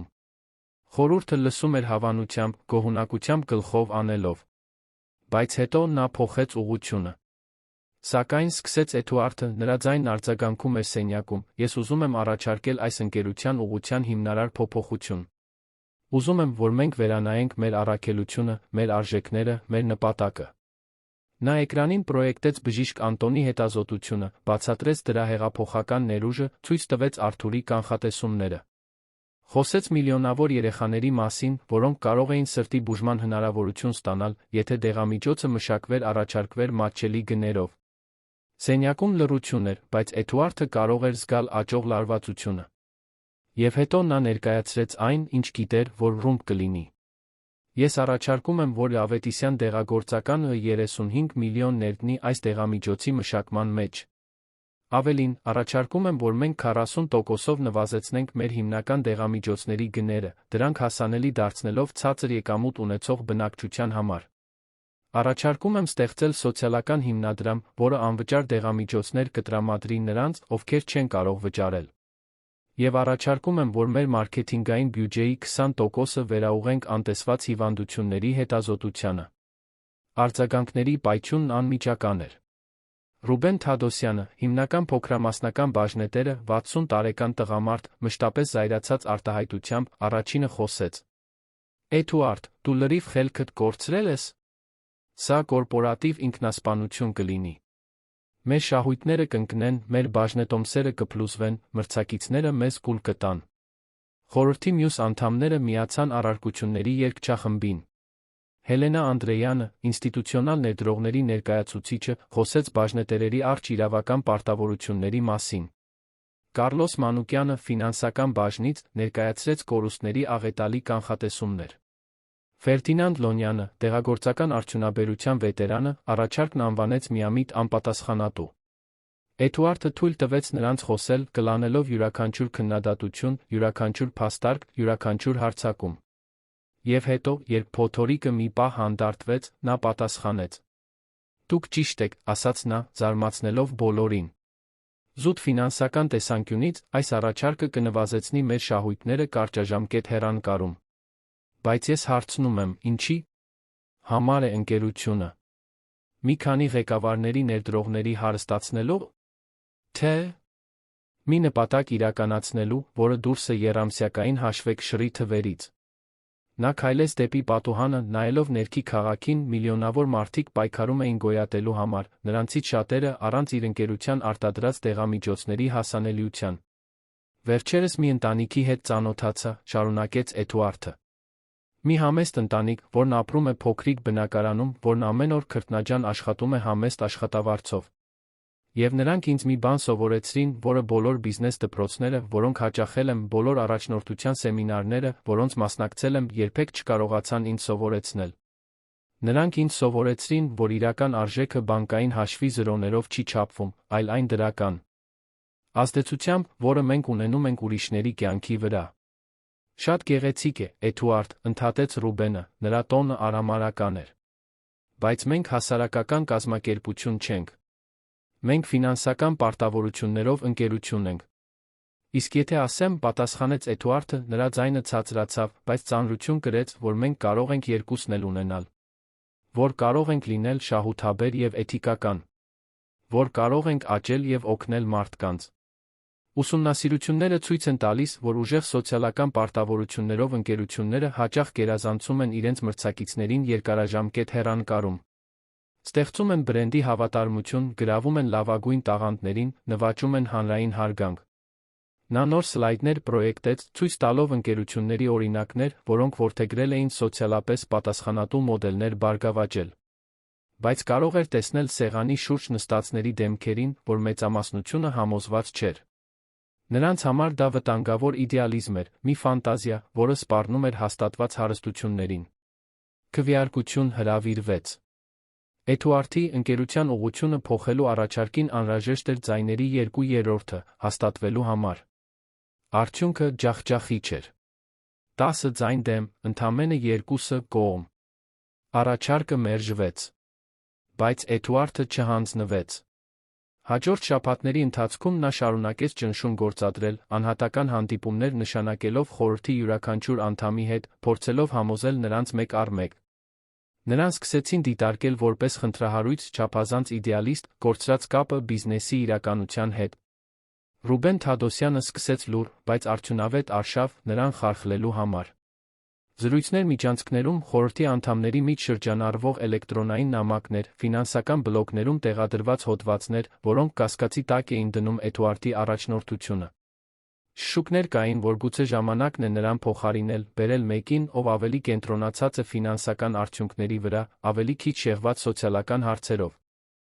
Էդուարդը զգաց, թե ինչպես է գետինը անհետանում իր ոտքերի տակից։ Նա զրոյից էր կառուցել այդ ընկերությունը, այն համեստ տարածաշրջանային գործունեությունից վերածելով ազգային հզորության։ Բայց հիմա առաջին անգամ բախվում էր այն կորցնելու իրական հնարավորությանը ոչ թե անկարողության կամ շուկայի ձախողման պատճառով, այլ համարձակվելու համար առաջարկել, որ փողը չպետք է լինի միակ նպատակը։ Տանը, ընթրիքի ժամանակ, նա իր հիասթափությունները կիսեց Լիլիթի հետ։ Աղջիկը, այժմ 8 տարեկան, բայց իր տարիքից ավելի իմաստուն, ուշադիր լսում էր, մինչ հայրը խոսում էր էթիկական երկընտրանքների, կորպորատիվ պատասխանատվությունների, շահույթով կառավարվող աշխարհում խիղճ ունենալու գնի մասին։ Հայրիկ, ասաց Լիլիթը, երբ նա ավարտեց, հիշո՞ւմ ես այն պատմությունը, որ Դավիթն ինձ պատմեց։ Նրա տատիկի մասին, որը սովորեցնում էր, որ մենք պետք է բարության ծաղիկներ տնկենք, նույնիսկ եթե այստեղ չենք լինի, տեսնելու, թե ինչպես են դրանք աճում։ Էդուարդը գլխով արեց, հետաքրքրված, թե ուր էր տանում դուստրը։ Ես կարծում եմ, որ դու ծաղիկներ ես տնկում, հայրիկ։ Եվ գուցե մարդիկ դեռ չեն կարողանում տեսնել, բայց մի օր դրանք կաճեն, բոլորը կկարողանան վայելել։ Նույնիսկ եթե դու այլս այնտեղ չլինես, տեսնելու։ Այդ բառերը, ասված երեխայի մաքուր անկեղծությամբ, խորապես հուզեցին Էդուարդին։ Նա հասկացավ, որ իր դուստրը Դավթից դասեր էր սովորել, որոնք ինքը դեռ պայքարում էր յուրացնելու համար։ Եվ որոշեց, որ անկախ անձնական գնից, նա կշարունակի պայքարել այն բանի համար, ինչը ճիշտ էր։ Բայց խորհուրդը պատրաստ չէր սպասել, որ ծաղիկներն աճեն։ Ուրբաթ երեկոյան հրավիրված արտակարգ նիստում Ռուբենը անվստահության միջնորդություն ներկայացրեց Էդուարդի դեմ։ Նշեց ուշադրության շեղում, կասկածելի որոշումներ, ընկերության շահութաբերության վտանգում։ Քվեարկությունը նշանակվեց հաջորդ շաբաթ։ Էդուարդը դուրս եկավ այդ նիստից, իմանալով, որ պատրաստվում է կորցնել ամեն ինչ։ Իր պաշտոնը, իր ընկերությունը, իր կառուցած կայսրությունը։ Եվ նրա մի մասը մտածում էր, թե արդյոք իսկապես արժեր, թե արդյոք միայնակ մարդն իսկապես կարող էր տարբերություն ստեղծել այդքան արմատացած համակարգի դեմ։ Այդ գիշեր նա այցելեց Սեդային իր բնակարանում։ Տիկինը լավ էր ապաքինվում բուժումից, նստած իր սիրելի բազկաթոռին, գունավոր շարֆ էր գործում։ Երբ Էդուարդը պատմեց իր իրավիճակի այն պայքարի մասին, որը մղում էր պատրաստվում էր պարտվել, նա դադարեց գործել, նայեց նրան այն խորը աչքերով, որոնք կարծես տեսնում էին մակերեսներից այն կողմ։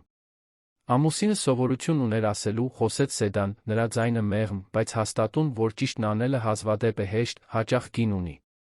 Բայց ճիշտը չանելու գինը միշտ ավելի բարձր է, նույնիսկ եթե մենք դա միայն հետո ենք հասկանում։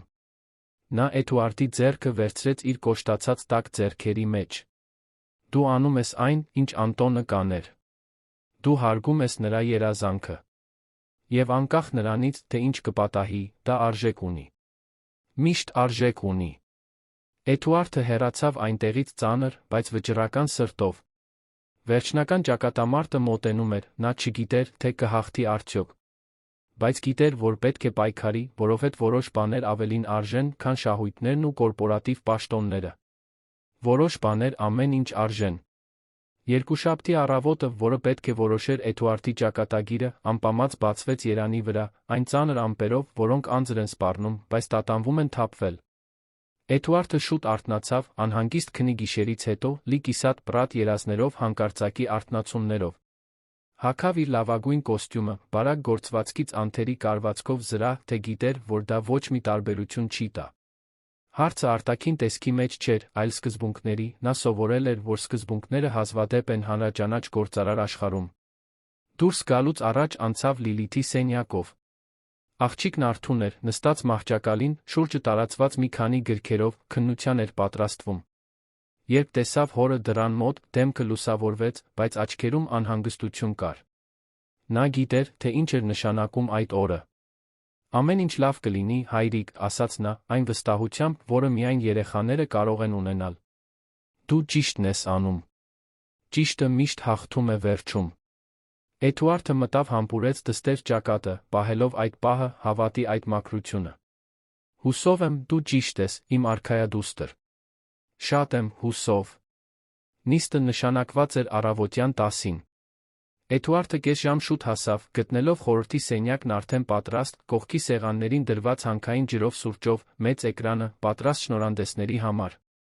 Աստիճանաբար խորհրդի անդամները սկսեցին գալ, նրանց դեմքերը խնամքով չեզոք էին, ոմանք խուսափում էին Էդուարդի հայացքից, մյուսները ողջունում էին նրան այն սառը քաղաքավարությամբ, որը բնորոշ է նրան, ով գիտի, որ պատրաստվում է մեկին մահապատժի ենթարկել։ Ռուբեն Թադոսյանը վերջինը եկավ, տանելով մի մեծ թղթապանակ վատ թաքցրած գոհունակության արտահայտություն։ Նա փորձել էր այդ պահը, պատրաստել յուրաքանչյուր փաստարկ, հավաքել յուրաքանչյուր ապացույց, որը կհաստատեր, որ Էդուարդը կորցրել է ուշադրությունը, վտանգել ընկերությունը, դավաճանել բաժնետերերի վստահությունը։ Նիստը սկսվեց արարողակարգային ձականություններով։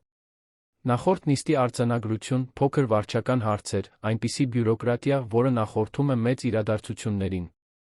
Եվ հետո Ռուբենը խոսք խնդրեց։ Տիկնայք պարոնայք, սկսեց նա, ոտքի կանգնելով խոսելու, կարծես դատարանում լիներ, մենք այստեղ ենք, քննարկելու չափազանց լուրջ մի բան։ Այս ընկերության ղեկավարությունը, որը մենք միասին կառուցել ենք տասնամյակների ընթացքում, վտանգված է կասկածելի որոշումների ուղղության արմատական ու չպահանջված փոփոխության պատճառով։ Նա սկսեց թվարկել այն հանդիպումները, որտեղ Էդուարդը կասկածի տակ էր դրել սահմանված գնային քաղաքականությունը։ Այն առաջարկները, որոնք նա արել էր առանց խորհրդի հետ նախնական խորհրդակցության։ Անձնական ներգրավվածությունը ցածր եկամուտ ունեցող ընտանիքի հետ, որը Ռուբենի խոսքերով վտանգել էր նրա մասնագիտական օբյեկտիվությունը։ Եվ վերջապես, ամբողջ ընկերությունը վերակողմնորոշելու արմատական առաջարկը, հիմնված զգացմունքայնության, այլ ոչ թե շուկայի կոնկրետ տվյալների վրա։ Էդուարդ, ասաց Ռուբենը, շրջվելով նրան ուղիղ նայելու, մենք հարգում ենք քո ներդրումն այս ընկերությունում։ Բայց պարզ է, որ դու կորցրել ես այն ղեկավարելու համար անհրաժեշտ հեռանկարը։ Այդ պատճառով ես պաշտոնապես միջնորդություն եմ ներկայացնում քեզ գլխավոր տնօրենի պաշտոնից հեռացնելու համար, անհապաղ ուժի մեջ մտնելով։ Հաջորդած լռությունը կապարի պես ծանր էր։ Էդուարդը նայեց սեղանի շուրջը, ուսումնասիրելով յուրաքանչյուր դեմք, յուրաքանչյուր արտահայտություն։ Անհարմարություն կար այնտեղ, անկասկած։ Որոշ անդամներ ակնհայտորեն հակասական զգացմունքներ ունեին։ Բայց նա վճռականություն կար։ Գործարար աշխարհը խղճի համար տեղ չուներ, կամ գոնե դա այն էր, ինչին նրանք հավատում էին։ Էդուարդը պատրաստվում էր ոտքի կանգնել, իր պաշտպանական խոսքն ասելու, երբ դռան մոտ աղմուկ լսեց։ Բոլորը շրջվեցին, տեսնելու, թե ինչ է, այն, ինչ տեսան, մի պահ քարացրեց սենյակը։ Դավիթը դռան մոտ էր, հագին իր լավագույն հագուստը, մի փոքր մեծ վերնաշապիկ, որը հավանաբար հորինն էր, խնամքով արդուկված դպրոցական տաբատ փայլեցրած կոշիկներ, որոնք փայլում էին լյումինեսցենտային լույսի տակ։ Նրա կողքին, իր հաշմանդամի սայլակում, Լիլիթն էր, հագին գեղեցիկ զգեստ բաճկոն, որը նրան ավելի մեծ, ավելի լուրջ տեսք էր տալիս։ Նրանց հետումն ունեն մի քանի արկղեր պահում, իսկ նրա կողքին բժշկուհի Աննա Ֆիդանյանն էր, հիվանդանոցի սրտաբանը։ Կներեք, որ ընդհատում եմ, ասաց Դավիթը, նրա ձայնը թեթակի դողում էր, բայց զարմանալիորեն հաստատուն, բայց իմ անունը Դավիթ Սարգսյան է, սա իմ ընկերուհի Լիլիթն է։ Մենք եկել ենք խոսելու իմ պապիկի, բժիշկ Անտոն Սարգսյանի մասին։ Սա ինչ է, Էդուարդ, պայթեց Ռուբենը, ակնհայտորեն զայրացած։ Դու երեխաների։ Ես բերել խորհրդի նիստի։ Սա վիրավորական է։ Ես ոչ ոքի չեմ բերել, պատասխանեց Էդուարդը, նույնպես զարմացած։ Բայց կարծում եմ, պետք է լսենք, թե ինչ ունեն ասելու։ Հելենա Անդրեյանը, խորհրդի միշտ ամենադիվանագետ անդամը, ժեստով հրավիրեց այցելուներին ներս։ Լավ։ Եկեք լսենք։ Բայց կարճ եղեք։ Դավիթը ներս մտավ, հրելով Լիլիթի սայլակը, նրանց հետումն ունեն արկղերով բժշկուհին։ Էդուարդը հասկացավ, որ դրանք բժիշկ Անտոնի հետազոտության արկղերն էին։ Արթուրը, հավանաբար, դրանք տարել էր հիվանդանոց, որպեսզի բժշկուհի Ֆիդանյանը զններ, ինչ-որ կերպ երեխաներն իմացել էին նիստի մասին որոշել միջամտել։ Պապիկս, սկսեց Դավիթը, այժմ նրա ձայնն ավելի ուժեղ էր, իր ամբողջ կյանքը նվիրել է հիվանդ երեխաներին օգնելու փորձերին։ Նա հարուստ չէր, բարդ լաբորատորիաներ չուներ, բայց մեծ սիրտ ուներ փայլուն միտք։ Նա հավատում էր, որ յուրաքանչյուր երեխա արժանի է ապրելու, անկախ նրանից, թե որքան փող ունեն իր ծնողները։ Տղան դադար տվեց, նայելով սենյակի շուրջը, նրա աչքերը կարճ ժամանակով հանդիպեցին խորհրդի յուրաքանչյուր անդամի աչքերին։ Էդուարդը տեսավ, թե ինչպես նրանցից ոմանք հայացքները փախցրին, անհարմար զգալով այդ անմեղ, բայց թափանցող հայացքի տակ։ Տատիկս մի քանի շաբաթ առաջ քիչ էր մնում մահանար, շարունակեց Դավիթը։ Նրան մի դեղ էր պետք, որը մեր ընտանիքը չէր կարող գնել։ Բայց պարոն Էդուարդը օգնեց։ Նա դեղը անվճար տվեց, նույնիսկ մեզ լավ չճանաչելով։ Եվ գիտեք ինչու։ Որովհետև նա հասկացավ մի բան, որ պապիկս միշտ ասում էր։ Որ կյանքեր փրկելը բիզնես չէ, պարտականություն է։ Բառերը կախվեցին օդում, պարզ, բայց իրենց ճշմարտությամբ կործանարար։ Ռուբենը սկսեց բողոքել, բայց Հելենան նրան լռեցրեց մի ժեստով։ Բժշկուհի Ֆիդանյանը մի քայլ առաջ արեց։ Եթե թույլ կտաք, կցանկանայի մի բան ավելացնել բժշկական տեսանկյունից։ Նա բացեց իր տանող թղթապանակը։ Վերջին 2 շաբաթն անցկացրել եմ մասնագետների թիմի հետ վերանայելով բժիշկ Անտոնի հետազոտությունը։ Այն, ինչ այս մարդը մշակել է, իսկապես հեղափոխական է։ Համապատասխան փորձարկումներով այս դեղամիջոցը կարող է փոխակերպել մանկական սրտաբանական բուժումը, այն հասանելի դարձնելով միլիոնավոր երեխաների համար, որոնք այսօր տարբերակներ չունեն։ Բայց հարցը միայն գիտական չէ, շարունակեց նա։ Այն էթիկական է։ Որպես բժիշկ, ես ամեն օր տեսնում եմ քայքայված ընտանիքներ, որովհետև չեն կարող վճարել այն բուժումների համար, որոնք իրենց երեխաներին անհրաժեշտ են։ Տեսնում եմ երեխաներ, որոնց կարելի էր փրկել, բայց չեն փրկվում ոչ թե բժշկական գիտելիքների բացակայության, այլ հասանելիության բացակայության պատճառով։ Եվ երբ մի ընկերություն ունի դա փոխելու ուժ, ունի նա դա անելու բարոյական պատասխանատվություն։ Ռուբենն այժմ տեսանելիորեն զայրացած էր։ Ամենայն հարգանքով բժշկուհի, բայց մենք բարեգործական հաստատություն չենք։ Մենք բաժնետերեր ունենք, իրավական պարտավորություններ։ Հենց այդ ժամանակ Լիլիթը խոսեց, նրա ձայնը պարզ հաստատուն։ Վթարիցս առաջ ես շատ ընկերներ ունեի։ Կամ գոնե այդպես էի կարծում։ Բայց երբ հայտնվեցի հաշմանդամի սայլակում, բոլորն անհետացան։ Նրանք պատրվակներ ունեին, միշտ ունեին, բայց ճշմարտությունն այն է, որ նրանք հեռացան, որովհետև ես տարբեր էի, որովհետև հատուկ խնամքի կարիք ունեի, որովհետև հարմար չէր իմ ընկերը լինել։ Նա դադար տվեց, ուղիղ նայելով Ռուբենին։ Բայց Դավիթը հայտնվեց, երբ ուրիշ ոչ ոք չհայտնվեց։ Նա ուշադրություն չդարձրեց իմ սայլակին։ Նա պարզապես տեսավ մի աղջկա, որին ընկեր էր պետք։ Եվ գիտեք, ինչ է հայրս ինձ սովորեցրել այդ ժամանակվանից։ Որ մարդու կամ ընկերության իրական արժեքը ոչ թե նրանում է, թե որքան է նա վաստակում, այլ նրանում, թե որքան է նա հոգ տանում։ Էդուարդը զգաց, թե ինչպես են արցունքները այրում իր աչքերը։ Իր 8 տարեկան դուստրը էթիկայի դաս էր տալիս 40, 50, 60 տարեկան տղամարդկանց մարդկանց, որոնք հարստություններ էին կուտակել, բայց մոռացել էին, թե ինչպես լինել մարդ։ Դավիթս մեկ քայլ առաջ արեց։ Տատիկս միշտ մի բան է ասում։ Նա ասում է, որ մենք պետք է բարության ծաղիկներ տնկենք, նույնիսկ եթե այստեղ չենք լինի, տեսնելու, թե ինչպես են դրանք աճում։ Պապիկս տնկել է այդ ծաղիկները։ Նա տարիներ շարունակ աշխատել է մի հետազոտության վրա, որը նրան հարուստ չէր դարձնի, բայց շատ մարդկանց կօգներ։ Եվ նա մահացավ, նախքան ավարտելը։ Բայց ծաղիկները դեռ այստեղ են, այս արկղերում, սպասում են մեկին, ով բավականաչափ քաջություն ունի, դրանք աճեցնելու։ Տղան նայեց Էդուարդին, այդ հայացքում հպարտություն կար։ Պարոն Էդուարդը ունի այդ քաջությունը։ Նա պատրաստ է կորցնել ամեն ինչ, ճիշտն անելու համար։ Իսկ դուք, Դավթի հայացքը սահեց սենյակով, դուք թույլ կտաք, որ նա դա մենակ անի։ Թե դուք էլ կօգնեք ծաղիկներ տնկել։ Հաջորդած լռությունը տարբերվում էր նախորդից։ Դա այլս լարվածության կամ անհարմարության լռություն չէր, այլ խորը խորհրդածության։ Էդուարդը տեսավ, թե ինչպես մի բան փոխվեց սեղանի շուրջ նստածների արտահայտություններում։ Հելենայի աչքերը արցունքոտ էին։ Կարլոս Մանուկյանը տեսանելիորեն ցնցված էր։ Նույնիսկ Ռուբենը կարծես կորցրել էր իր ռազմատենչ ամբարտավանության մի մասը։ Հելենան առաջինը խոսեց. Ես թոռնուհի ունեմ։ Նա 5 տարեկան է։ Հիմա Լիլիթին նայելով ես մտածում եմ, թե ինչպիսի աշխարհ ենք մենք կառուցում նրանց համար։ Մի աշխարհ, որտեղ միայն հարուստներն են գոյատում։ Որտեղ շահույթն ավելի արժեքավոր է, քան կյանքերը։ Կարլոսը միացավ նրան։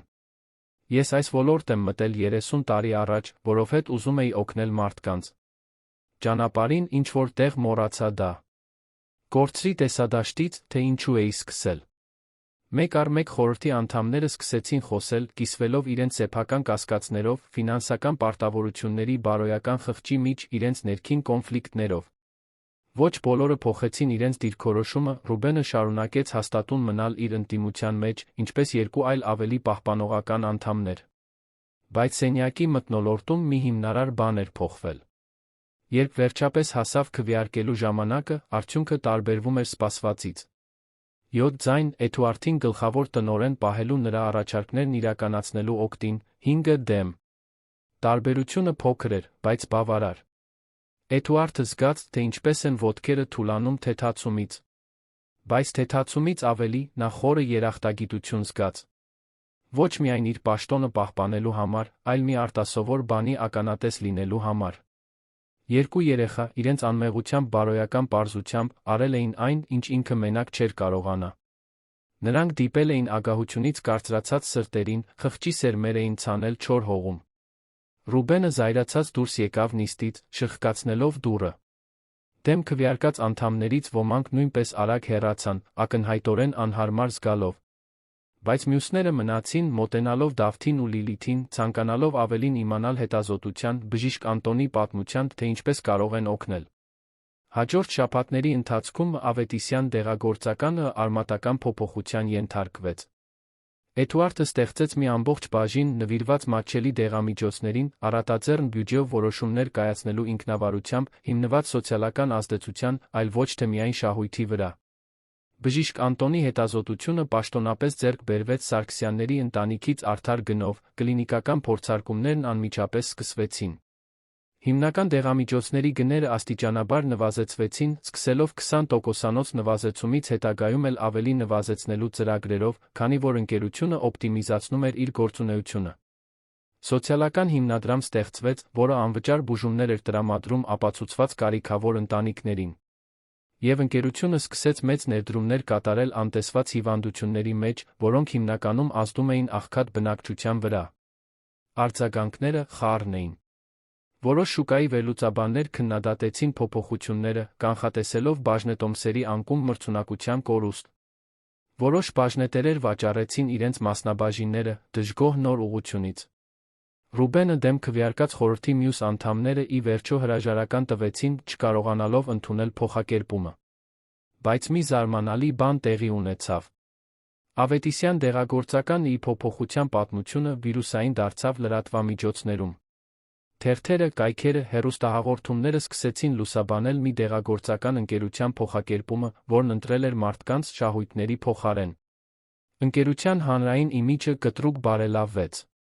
Սպառողները սկսեցին ընտրել Ավետիսյան դեղամիջոցները հատկապես իրենց էթիկական գործելակերպի պատճառով։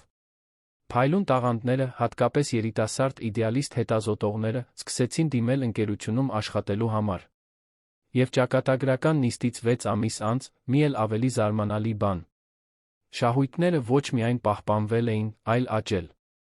Բրենդի հավատարմությունը, դրական հրապարակայնությունը, ագրեսիվ մարքեթինգի վրա ավելորդ ծախսերի կրճատումը, ամեն ինչ նպաստեց ֆինանսական արդյունքի, որը զարմացրեց նույնիսկ ամենամեծ թերահավատներին։ Էդուարդն իր գրասենյակում էր ուրբաթ երեկոյան, երբ Արթուրը թակեց դուռը, տանելով փաստաթղթերով լի թղթապանակ։ Բժիշկ Անտոնի հետազոտության վրա հիմնված դեղամիջոցի նախնական կլինիկական փորձարկումների արդյունքները պատրաստ էին։ Պարոն Ավետիսյան, ասաց Արթուրը, նրա ձայնում անկեղծ հուզմունք կար, աշխատեց։ Դեղամիջոցը ոչ միայն աշխատում է, այլ գերազանցում է սպասելիքները։ Եթե կարողանանք ստանալ կարգավորող մարմինների հավանությունը, ես պատճառ չեմ տեսնում չստանալու, մենք պատրաստ կլինենք զանգվածային արտադրության 18 ամսից։ Եվ արժեքը, նա դադար տվեց, ժպտալով, կլինի ներկայիս բուժումների գնի 15%-ից պակաս։ Էդուարդը փակեց աչքերը, թույլ տալով, որ այդ տեղեկատվությունը ներթափանցի։ Հազարավոր, գուցե միլիոնավոր երեխաներ հնարավորություն կունենան բուժման, որը նախկինում անհնար էր։ Բժիշկ Անտոնի երազանքը, տարիներ շարունակ արկղերում պահված, վերջապես իրականություն կդառնար։ Այդ գիշեր Էդուարդը հատուկ ընթրիք կազմակերպեց առանձնատանը։ Հրավիրեց Սեդային, Հակոբին, Մարինեին, Դավթին։ Նունեն խնջույք պատրաստեց, խառնելով Էդուարդի սիրած բարդ ուտեստները տնական բաղադրատոմսերի հետ, որոնք սովորել էր Սեդայից։ Ճաշասենյակի մեծ սեղանը, որը սովորաբար դատարկ վեհաշուկ էր նստում, այժմ լի էր կյանքով, ծիծաղով, աշխույժ զրույցներով։ Աղանդերի ժամանակ Էդուարդը կենաց ասաց. «Երկու արտասովոր երեխաների կենացը», ասաց նա, նայելով Դավթին ու Լիլիթին, որոնք ինձ սովորեցրին, որ քաջությունը ոչ մի կապ չունի ուժի կամ փողի հետ, այլ ճիշտն անելու հետ, նույնիսկ երբ դժվար է։ Եվ բժիշկ Անտոնի կենացը նա բաժակը բարձրացրեց դեպի Սեդան, ում ժառանգությունը կշարունակի կյանքեր փրկել սերունդների ընթացքում։ Սեդան, կնճռոտ դեմքով հոսող արցունքներով, պատասխանեց. Իմ Անտոնը միշտ ասում էր, որ իրական հաջողությունը ոչ թե այն է, ինչ մենք կուտակում ենք մեզ համար, այլ այն, ինչ թողնում ենք հետում, որը բարելավում է աշխարհը։ Նա խորը երախտագիտությամբ նայեց Էդուարդին։ Դու իմ ամուսնուն հպարտացնում ես։ Որտեղ էլ որ նա լինի, նա ժպտում է։ Ընթրիքից հետո, մինչ մեծահասակները զրուցում էին սենյակում, Դավիթն ու Լիլիթը գնացին նրա սենյակ։ Նրանք նստած էին պատուհանի մոտ, նայելով ներքի լուսավորված քաղաքին, երբ Դավիթը գրպանից մի ծալված թուղթ հանեց։ Սա քեզ համար եմ պատրաստել, ասաց նա, տալով Լիլիթին։ Սա աշխարհի լավագույն ընկերուհու քո վկայականն է։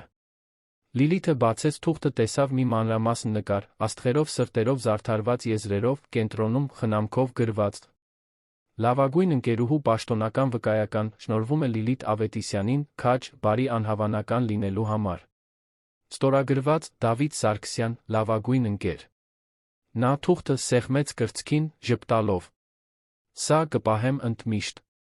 Այն լուսանկարի շրջանակի հետ, որը դու ինձ տվեցիր իմ ծննդյան օրը։ Կպահեմ բոլոր հիշողություններն այն մասին, թե ինչպես դու փոխեցիր իմ կյանքը։ Ես ոչինչ չեմ փոխել, բողոքեց Դավիթը։ Ես պարզապես մի խնջույքի հայտնվեցի։ Դու հայտնվեցիր, երբ ուրիշ ոչ ոք չհայտնվեց, ուղեց Լիլիթը։ Դու ինձ տեսար, երբ բոլորը միայն սայլակն էին տեսնում։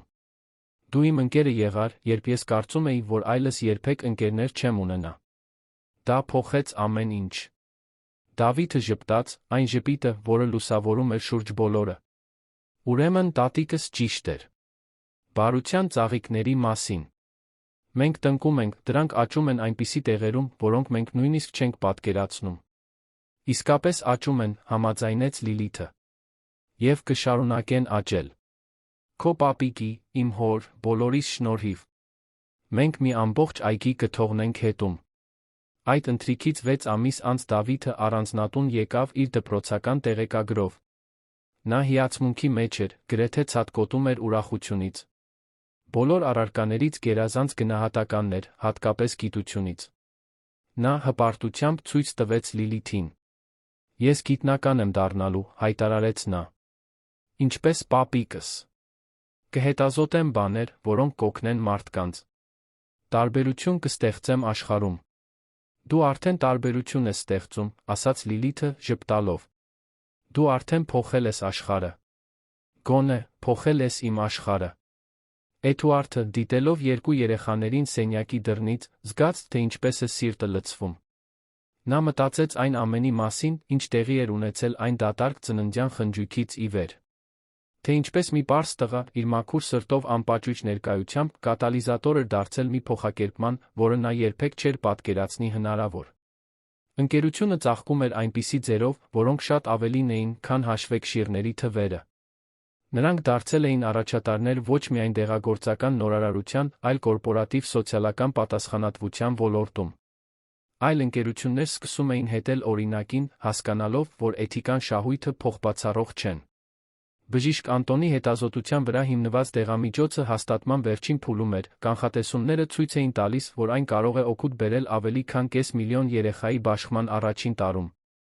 Բայց թվերից ավելի, սոցիալական պատասխանատվության մրցանակներից ավելի, որոնք սկսում էին գալ, մամուլի գովասանական հոդվածներից ավելի, Էդուարդի համար կարևոր էր այն, ինչ նա տեսնում էր այդ պահին։ Իր դուստրը, որն այդքան տառապանքի միջով էր անցել, այդքան մեկուսացված միայնակ, այժմ ազատորեն ծիծաղում էր, վստահ սիրված։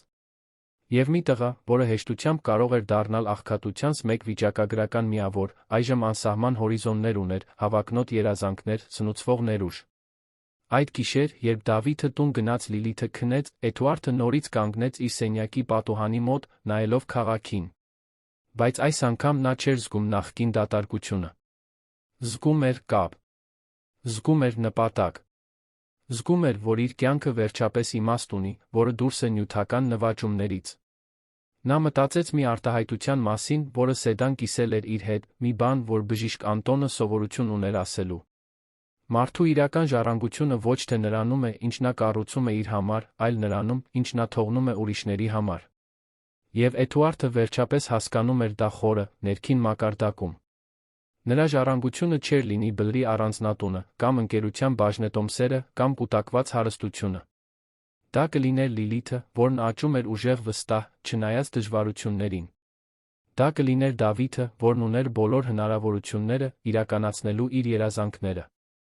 Դա կլիներ յուրաքանչյուր երեխա, որը կստանար բուժում, որը նախկինում անհասանելի էր։ Դա կլիներ յուրաքանչյուր ընտանիք, որը ստիպված չէր լինի ընտրել սնունդ գնելու դեղեր գնելու միջ։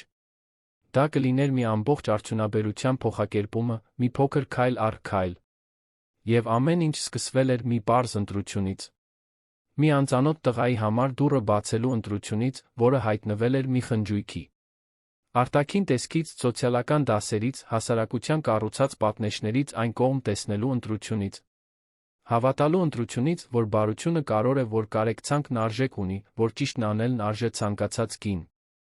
Էդուարդը ժպտաց Երանի գիշերին, լույսերին, որոնք թարթում էին երկրային աստղերի պես, աշխարհին, որը լի էր մարտահրավերներով, բայց նա անսահման հնարավորություններով։ Եվ լուր, խոստում տվեց։ Ոչ միայն իրեն, այլ Լիլիթին, Դավթին, Սեդային, բժիշկ Անտոնին, բոլոր այն մարդկանց, ում կյանքերին նա ուներ դիպչելու ուժ։ Կշարունակեր բարության ծաղիկներ տնկել։ Ամեն օր, բոլոր հնարավոր ձևով։ Որովհետև այժմ նա հասկանում էր, որ դա էր ուժ ունենալու, ռեսուրսներ ունենալու, հնարավորություններ ունենալու իրական նպատակը։ Ոչ թե ավելին կուտակելը, այլ ավելին տալը։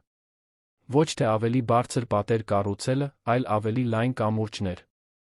Ոչ թե մարդկության մնացած մասից առանձնանալը, այլ ավելի խորը կապվելը նրա հետ։ Եվ գուցե, միայն գուցե, եթե ուժ ունեցող բոլոր մարդիկ նմանատիպ ընտրություններ կատարեին, աշխարհը կարող էր դառնալ այնպիսի այգի, որտեղ բոլորն արժանի էին ապրելու։ Մի այգի, որը տնկվել էր բազմաթիվ ձեռքերով, խնամվել բազմաթիվ սրտերով, որտեղ բարության ծաղիկները կաճեին բոլորի համար բավարար առատությամբ։ Մի մոռացված աղջկա, մի պարզ տղայի մի կորած հոր այդ փոխակերպումը դարձել էր շատ ավելի մեծ բան։ Այն դարձել էր պատմություն կարեկցանքի փոխակերպող ուժի, ներառականության հեղափոխական ուժի, մարդկային կարողության մասին, ընտրելու բարությունը նույնիսկ երբ դժվար է, հատկապես երբ դժվար է։ Եվ ինչպես բոլոր մեծ պատմությունները, սա իրականում վերջ չուներ։ Դա պարզապես սկիզբ էր։ Աշխարհի սրտերում տնկվող այգիների սկիզբը։ Հաջողությունը հասկանալու նոր ձի սկիզբը։ Մարդկային գոյության մեջ իսկապես կարորի հետ վերամիավորման սկիզբը։ Որովհետև, ի վերջո, մենք բոլորս նույն պատմության մասն ենք։ Հարուստ թե աղքատ, հզոր թե համեստ, հաշմանդամի սայլակներում թե քայլող, մենք բոլորս կիսում ենք նույն հիմնարար կարիքը։ Սիրելու, սիրվելու կարիքը։ Կարոր լինելու տարբերություն ստեղծելու։ Ծաղիկներ տնկելու, որոնք կշարունակեն աճել մեր հեռանալուց շատ հետո, գեղեցկացնելով աշխարհը նրանց համար, ովքեր կգան հետո։ Եվ դա, Էդուարդն այժմ բացարձակ վստահությամբ գիտեր, միակ բանն էր, որն իսկապես արժեր։ Միակ բանը, որը կյանքն իսկապես ապրված էր դարձնում։ Միակ բանը, որը, ի վերջո, իսկապես կարոր կլիներ։